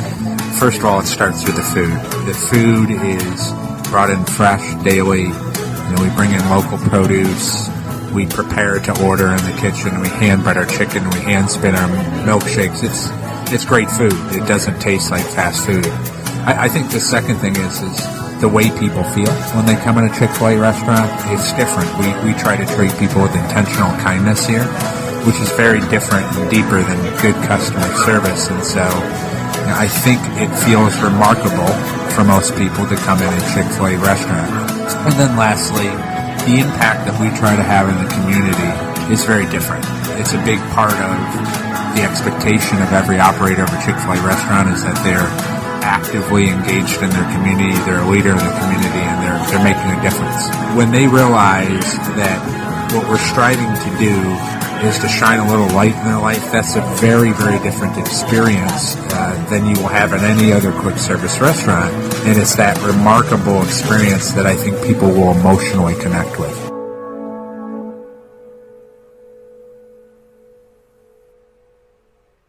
I'm George Townsend of Honda City with some good advice when buying a new car. The true cost of owning a new car is determined by the appraised value when you trade it. No vehicle appraises higher than a Honda. Next, look for low APRs and deep discounts. You also want low maintenance costs and great fuel economy. That's why my advice to you is to buy a new Honda. Looking pre-owned, visit our Honda Certified Used Car Center. Honda City, 7140 Henry Clay Boulevard, Liverpool, or HondaCity-CNY.com. It would be a pity if you don't shop at Honda City.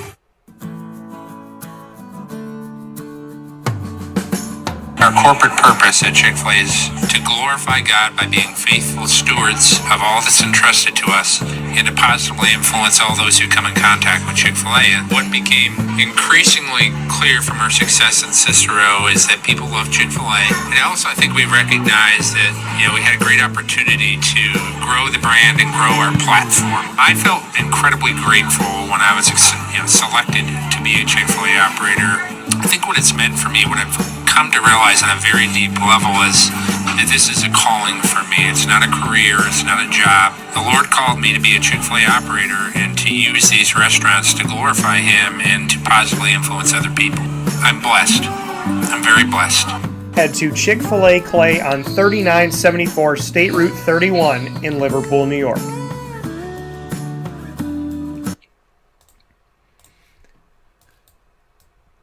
Welcome back here to Wake Up Call with Dan Tortora on wakeupcalldt.com, your one-stop sports shop, and on mixlr.com/wakeupcalldt. Proud to be here with you every Monday through Friday from 9 a.m. to 11 a.m. Eastern Time, where sports meets life inside of the Cafe Kubal studios, and of course Cafe Kubal with multiple locations around central and upstate New York, and located for you on 3501 James Street, as well as 401 South Salina Street, 208 North Townsend Street, inside of Galisanos Children's Hospital, as well as on 343 Fayette Street, where we were to start off the week yesterday with Rob Drummond, live on-site, on location, morning show with the Morning Brew. We were out at 343 Fayette Street in Manlius, and of course, out on the corner of Route 11 and Taft Road on Sweetheart Corners for their newest location, which is also a drive-through. So a lot of great stuff there. We're into hour number 2 here on Wake Up Call with Dan Tortora, and every other Tuesday bi-monthly,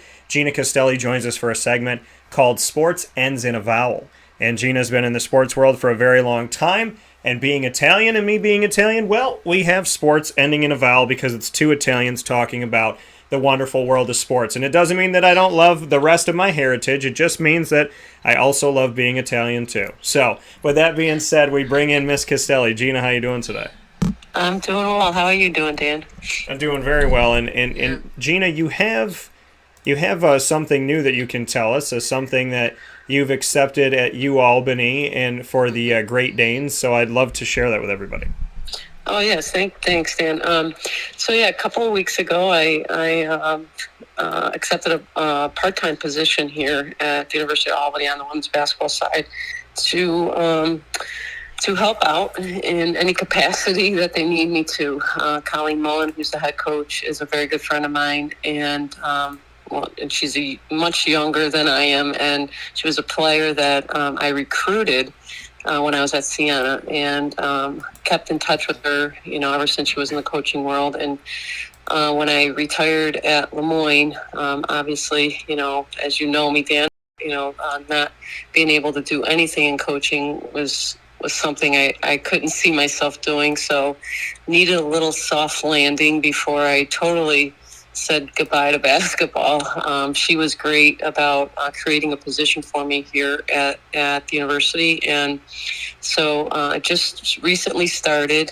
School just started this week, so we'll be in full swing next week, and really excited to be able to, give feedback and help in any way I can to help us win here at the University of Albany.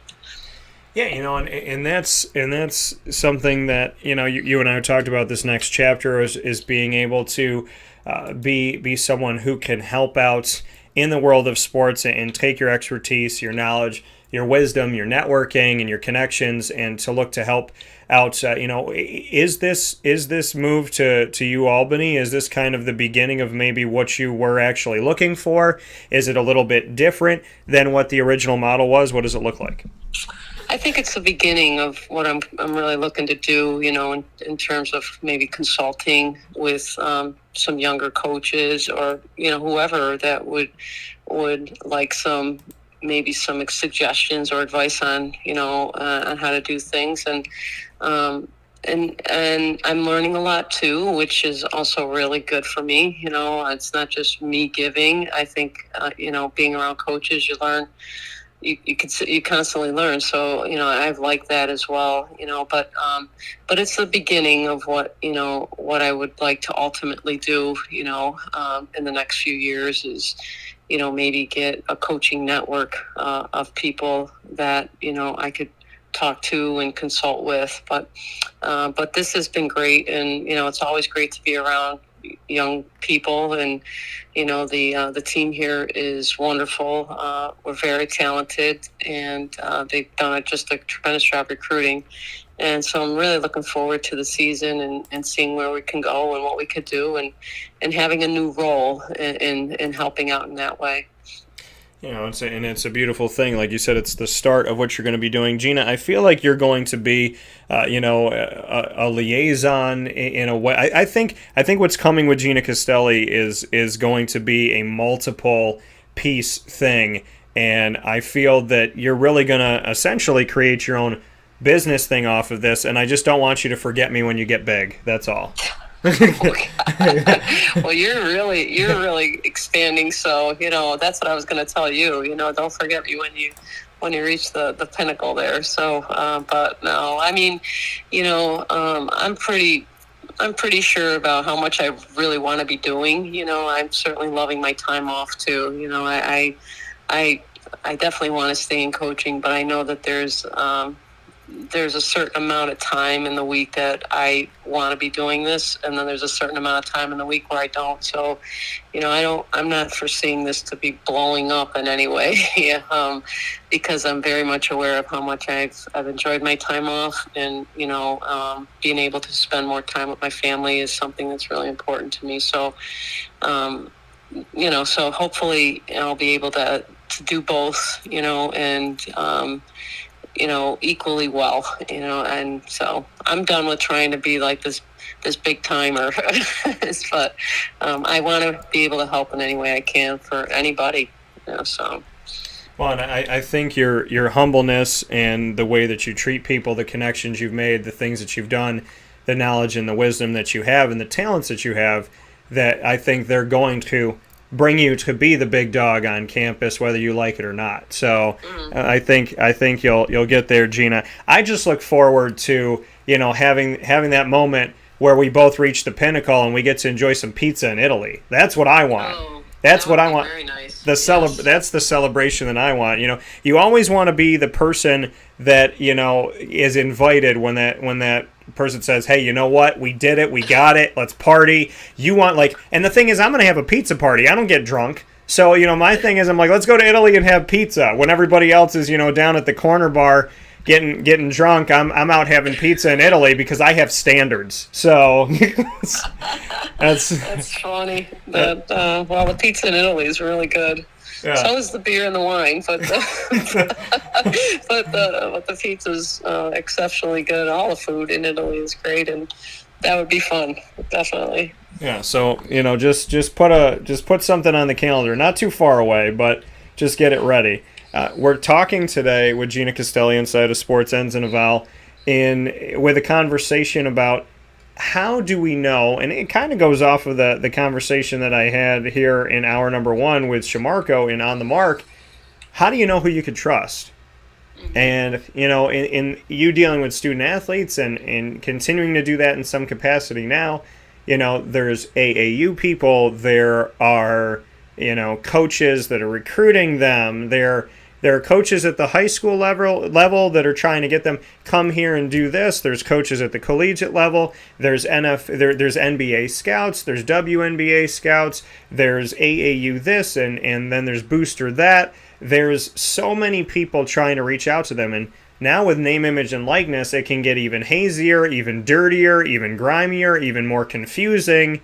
So how do you help a student athlete to know who they should trust? What are the things they should look out for in a world that's only becoming more murky as far as trying to clearly understand what people's intentions are when they reach out to these kids?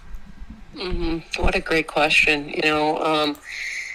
It's a difficult answer and a difficult question to answer because there's so many people out there, as you mentioned, that you think, especially as a young person, you're not as experienced in reading people and understanding what to look for and red flags in a sense with certain people, but. I go back to, I read a book by John Gordon, who, as people probably know, he's written many books on teamwork. And one of the books I read was the book Soup. And in it talks a little bit about trust and, how do you build trust? And he wrote that communication builds trust. And, I read that and I thought, for so long, like that, how true is that? That's so valuable, honest, forthright communication builds trust. And I would add to that, follow through with that communication. So your actions behind what you speak, builds trust as well. And, for me, on the flip side of this, being a coach and having to talk to so many different AAU coaches, I would say that those two things are very, very important. You build these relationship with these coaches and you start to realize which coaches really follow through. And, you have coaches that will tell you so much about their player and it's happened to me where kids have committed and then reneged on their commitment. And that really is tough to swallow sometimes when you're working with AU coaches and their player is the one that's, reneging on a commitment. So, I would say to a student athlete, in terms of trust that, is that communication's really, really important. And I find that younger people sometimes have a harder time communicating and, really talking, not just like by text, or through social media, but actually really talking and, having people understand them a little bit better and then I think once you start building, that type of communication, then the other side communicates more to you too. And the more you have that, the better you have, that connection in terms of, being honest and having good communications and trust between us, a coach, a parent, anybody, but it's not easy to get kids to communicate, and this is something we've talked about on the show before. It's not the easiest thing to find out a little bit more about where kids are in their life and, what they're willing to tell you and communicate. And the more that they do that, the easier it is to have their back. So, it's really important that you do your homework on the people that are working with your kids. And I think that really does help is, again, it's when somebody kind of shows you their real them. And so that's not saying like that obviously people don't lie. I don't want to say that. But what I'm saying is like, sometimes somebody will just come out and tell you a giant fault of theirs and you're like, yeah, no, it's fine. Like, I'll fix it. Or something like that. But, you really have to listen and pay attention. And I tell people all the time, somebody is, no matter what anybody says, they're going to show you who they are. And when they show you who they are, you need to believe it and you need to understand it. Somebody might say, oh, I'm on time all the time and I love being on time. And then they're late 7 times in a row. And then you go, okay, well, they're probably not on time. Exactly. So I think what everybody talks. And in the world of recruiting and in the world in general, everybody talks. Everybody's great. Everybody's the best recruiter. Everybody's the best coach. Everybody's got the best school. Everybody's got the best campus and the best facilities. But if everybody has them, then nobody has it. So, I think what it really comes down to is, just studying that and seeing what that is. I think everything you were describing made me sit here and think, wow, that's recruiting, that's dating, that's looking for a job. That's really, when I was buying a house and the guy told me the price of the house and then he met me on the front lawn of the house and he said, hey, if you do this, I'll do this. And if you do that, I'll do that. I'm like, well, you already said you would do that for the price we gave. Well, now the price has changed. And I'm like, well, how many times is it going to change? So, I think really what you're describing is with anything in life, you have to be, there's a reason why God gives you knowledge and wisdom.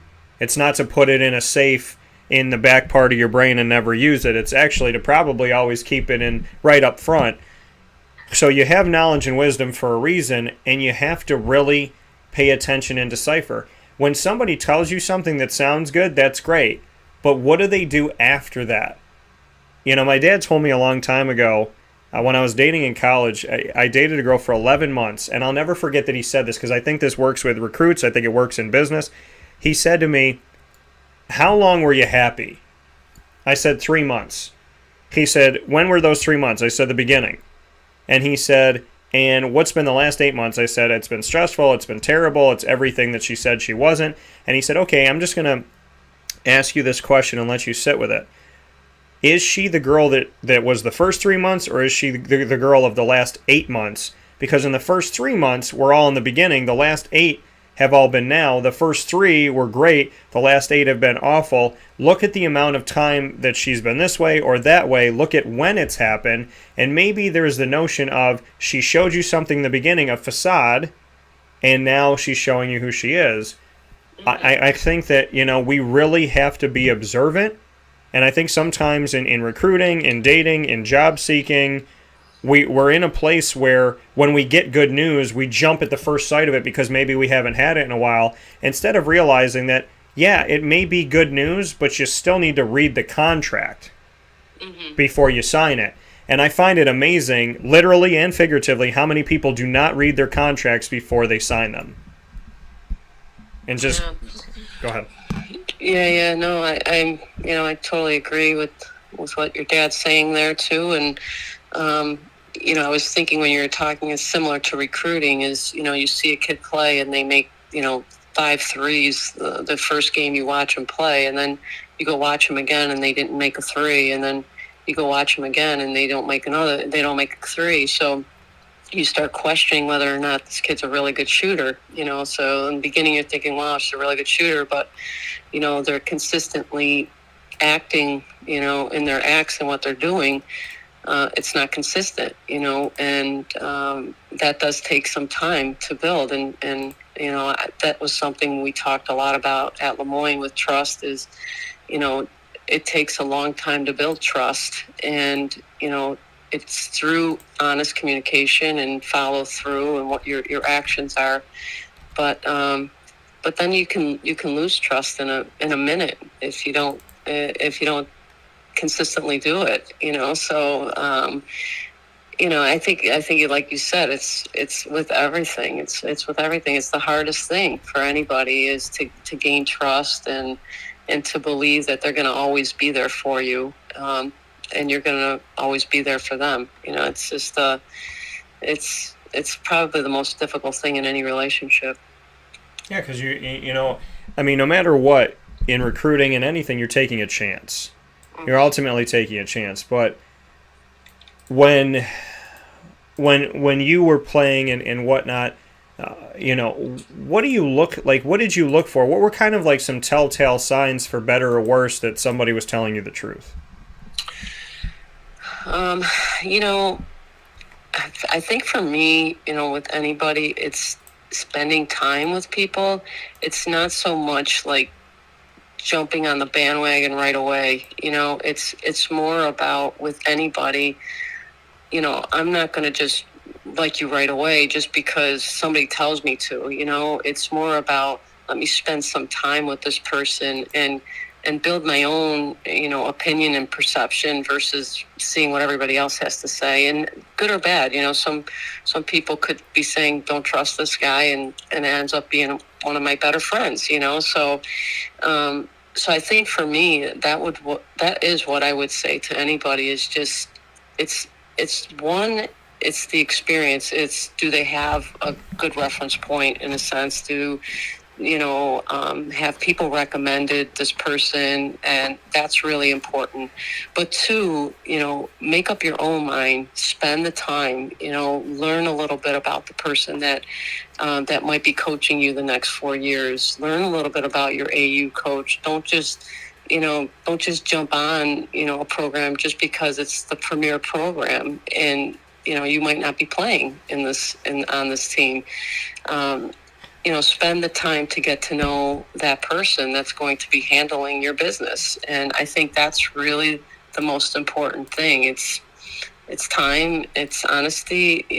I don't have a magic wand. It's like you just can't just say, well, I need to know today if I can trust you. I don't think that's built like that. And it's something that's built through different situations, that you're with this particular person. So, and for me, that's really how it was. When I decided to go to Canisius, I had built a good relationship with the college coach that was there, who was a high school coach in the area when I was playing in high school.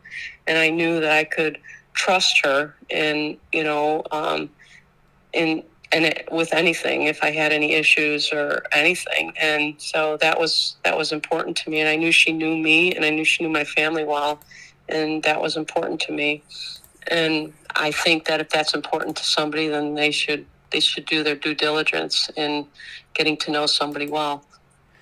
Yeah, and it does. It takes a lot of time to go through this. But like you said, it's the time that you put in more than anything else. It's spending that time to really understand and to really figure out, who people are, what they're about, what they care about, what matters to them, and if they are who they say that they truly are, and taking that time to really understand everything about, that. I mean, and yeah, it's hard because, a coach is coaching and they have their team and they have their season and they got the stuff going on and they got a family and, so they're trying to, you're trying to get to know them. They're talking to other recruits.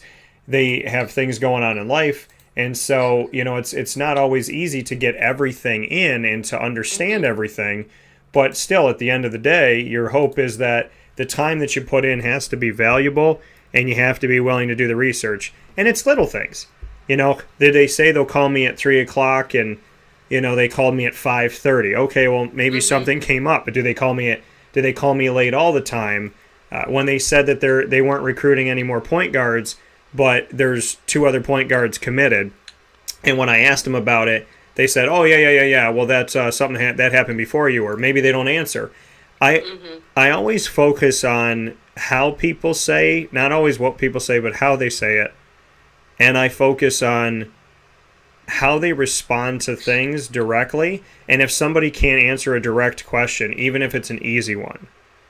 So, I think that for me, people will always, again, tell you who they are. They'll show you who they are eventually, whether they mean to or not.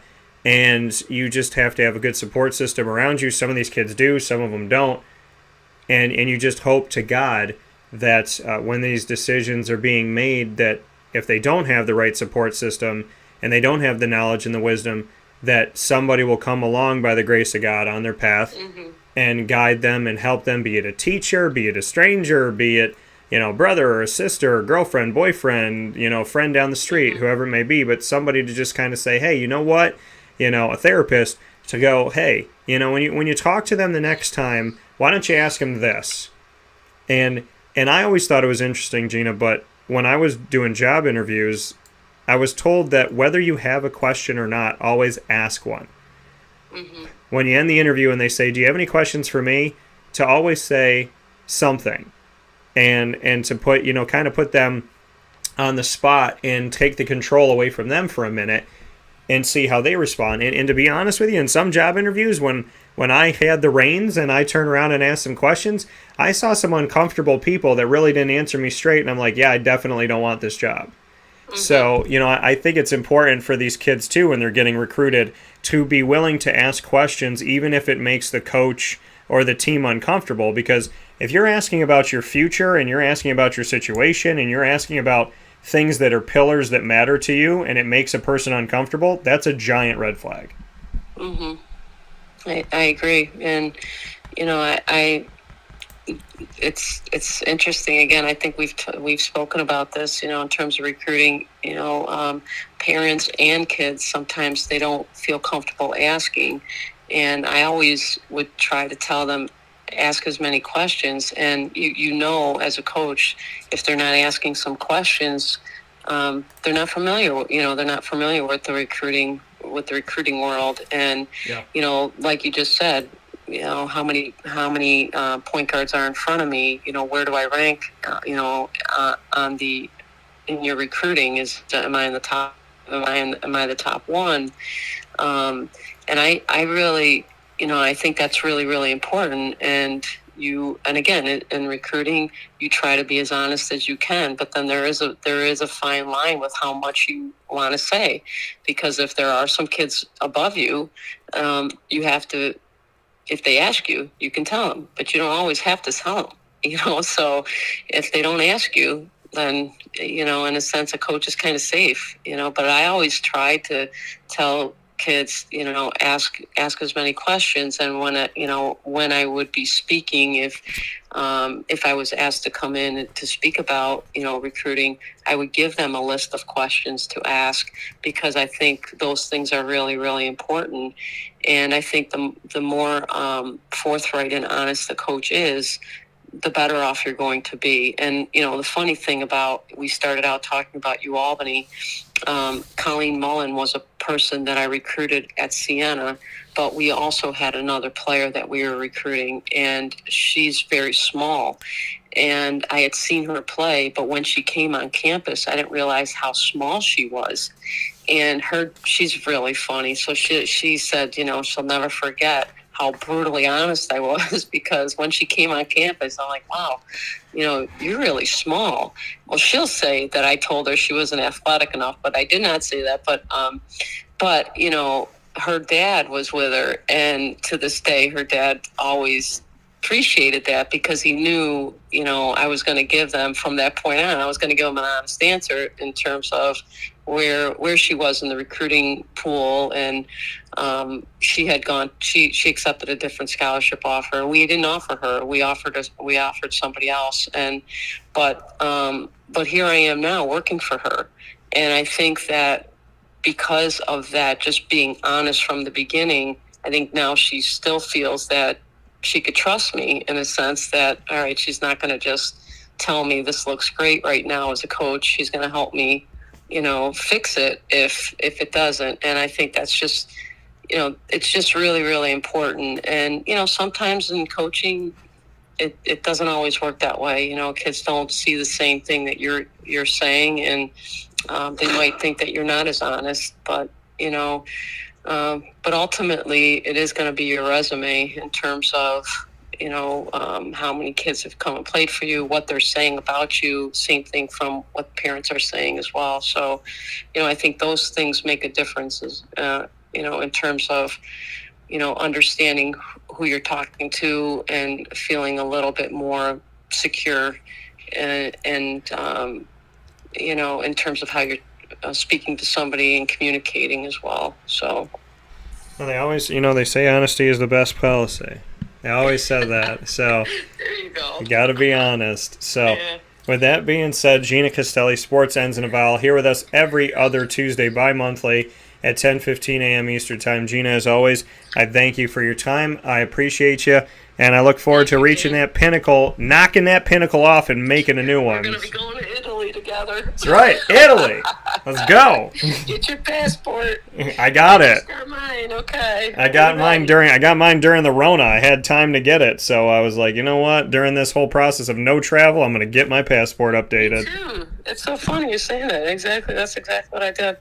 Oh, I'm ready. We're ready. That's a good sign. Yes, ready to go. See, what they say, when you're ready, you don't have to get ready. So that's right. That's all it is. All right. Well, as always, Gina, I appreciate it, and I look forward to talking with you in a little bit. Thanks, Dan. All right. Take care. Bye-bye. Take care. That coming from Gina Castelli, and I think Fabulous said it too. Be ready so you don't have to get ready. I love it. We're going to take a step aside for a fast break. When we come back, we'll wrap up today's show with the ingredients to success right after this on Wake Up Call with Dan Tortora inside of the Cafe Kubal studios.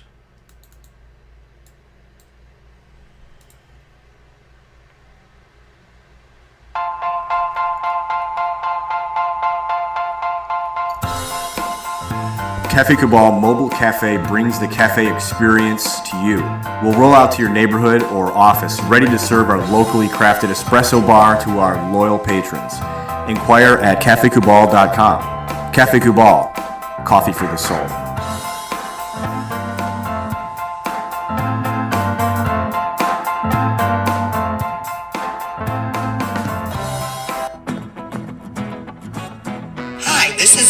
From Mother's Cupboard, home of the whole frittata. We are open daily 6 a.m. to 1:30 p.m. For takeout orders, call 315-DAN Tortora for our monthly food challenge and try our Wake Up Call signature menu item, available 7 days a week. Here at Mother's Cupboard, we are Central New York, and it's our honor to serve you.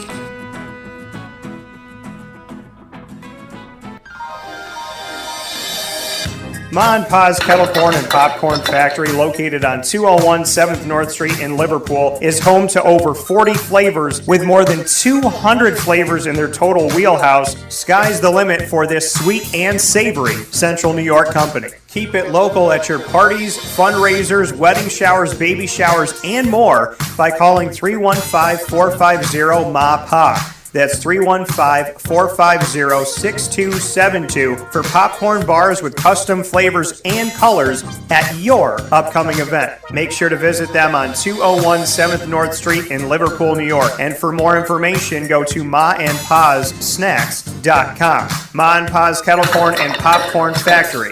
How corny are you?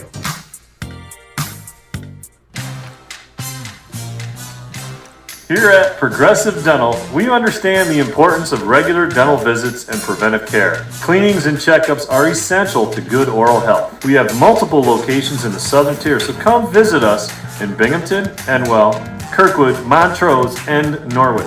For self-paying non-insured patients, we offer the Smile Plan, which covers all of your cleanings, x-rays, and exams for an affordable yearly price. Call 607-754-2273 or 607-754-CARE to make an appointment today. For more information, visit our website at progressivedentalny.com.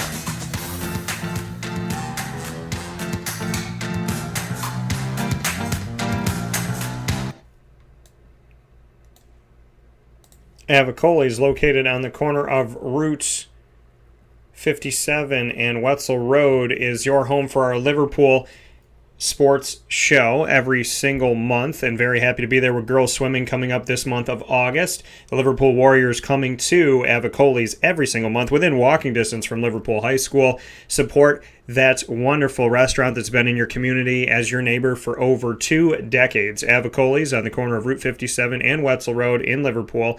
There for you Tuesday through Sunday for lunch, dinner, and drinks for their pizza side, their fine dining side, as well as their bar and their outdoor dining. And of course, you can call them at 315-622-5100 for takeout, delivery, and catering. That's 315-622-5100. And you can go to myavicollis.com. Canine Camp Dog Daycare and Canine Campground Dog Boarding, your home for your furry loving friend away from home. Whether you're bringing them to the daycare for a few hours or you're bringing them to the dog boarding campground for a few days, the Canine Camp Dog Daycare and Canine Campground Dog Boarding, led by Lorraine, Chad, and the entire team, Heather and company, everybody that's there, truly treats our dogs as if they're their own. And they make sure that these dogs have a good temperament, that they can play well with others. They don't ever want a dog to be there that's going to cause any type of concern for any other dog that's there. So Canine Camp Dog Daycare and Canine Campground Dog Boarding, very thorough with the dogs that they bring in and making sure that they're safe and sound and that they play nice together. The daycare can be called at 315-437-7110, and you can call the campground at 315-299-4013. Both located in East Syracuse, right off of Bridge Street. The campground on 242 Johnson Street in East Syracuse, and the daycare on 228 Old Bridge Street. You can actually see it from right before you get on the highway by Erie Boulevard and Bridge Street and BJ's. You can see it all right there before you get onto 690. So make sure you check out Canine Camp Dog Daycare and Canine Campground Dog Boarding. PB&J's Lunchbox, located on 663 Old Liverpool Road in Liverpool, New York, finally has their cafe that you can run out to. You've been chasing their food truck all over Central and Upstate New York, and they continue to do a ton of events during the year for our wonderful community. And now you can go to the Street Side Cafe. So when you're jonesing for the grilled peanut butter and jelly, or you want a Philly cheesesteak wrap, or anything, you want their mac salad, everything, the brownies, all that they have at PB&J's Lunchbox, when you want it, you can go get it at the Street Side Cafe, Monday through Saturday from 9 a.m. to 7 p.m., serving breakfast, lunch, and dinner all throughout the day. You can have breakfast for dinner, dinner for lunch, lunch for breakfast, whatever you'd like. When you have your favorites of PB&J's Lunchbox, you can have them all throughout the day from 9 a.m. to 7 p.m. on 663 Old Liverpool Road in Liverpool, New York, located minutes from the Thruway, the Highway, Destiny USA, and Onondaga Lake Parkway. And Victory Sports Medicine and Orthopedics, located on 791 West Genesee Street in Skaneateles, New York, is a home that I have trusted for my injury for almost a decade now. Whether it's any injury from head to toe, Victory Sports Medicine and Orthopedics, happy to help, happy to talk with you, and lead you through a process, be it preventative care, rehab, physical therapy, or surgery, as well as laser therapy, which you're going to see a special about that coming up here in August on Wake Up Call, video-wise. Victory Sports Medicine and Orthopedics cares from the top all the way through. Dr. Mark Petropoli has a team of people led by him that care about you, listen to you, and walk you through the process. They give you the options, and they let you know what they can do to help you on your path to victory, making it personal, making it truly something that is built for you to help you get to a positive place. Victory Sports Medicine and Orthopedics, the care, the efforts, the enthusiasm, the positivity, the memories, and everything that they do there goes so far beyond just simply helping your injury medically that it makes you want to run out to Victory Sports Medicine and Orthopedics on 791 West Genesee Street in Skaneateles. Call them at 315-685-7544. It's 315-685-7544 to set up your appointment today. With that being stated, back inside of the Cafe Kubal Studios here on Wake Up Call with Dan Tortora, where sports meets that thing called life. Happy to be here inside of the Cafe Kubal Studios to bring you one final piece, and we do this every single Tuesday, and that is the Ingredients to Success, proudly brought to you by Avicolli's on the corner of Route 57 and Wetzel Road in Liverpool, New York. The topic today is time management, something I can get better at, and I'm sure other people listening and watching can too. Time management is our topic for today. So what are the ingredients to success for time management? Well, If you, let's say you have to go to work at 8 o'clock and it's down the road, so you wake up at 7:30, but you're always late because you got to brush your teeth and you got to do this and do you eat. Why don't you get up at 7 o'clock? Well, I know you don't want to get up a half an hour early. Why don't you go to bed a half an hour early?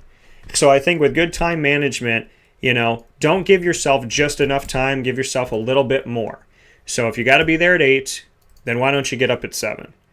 Make yourself, and then the other thing too is make sure you're making yourself some breakfast.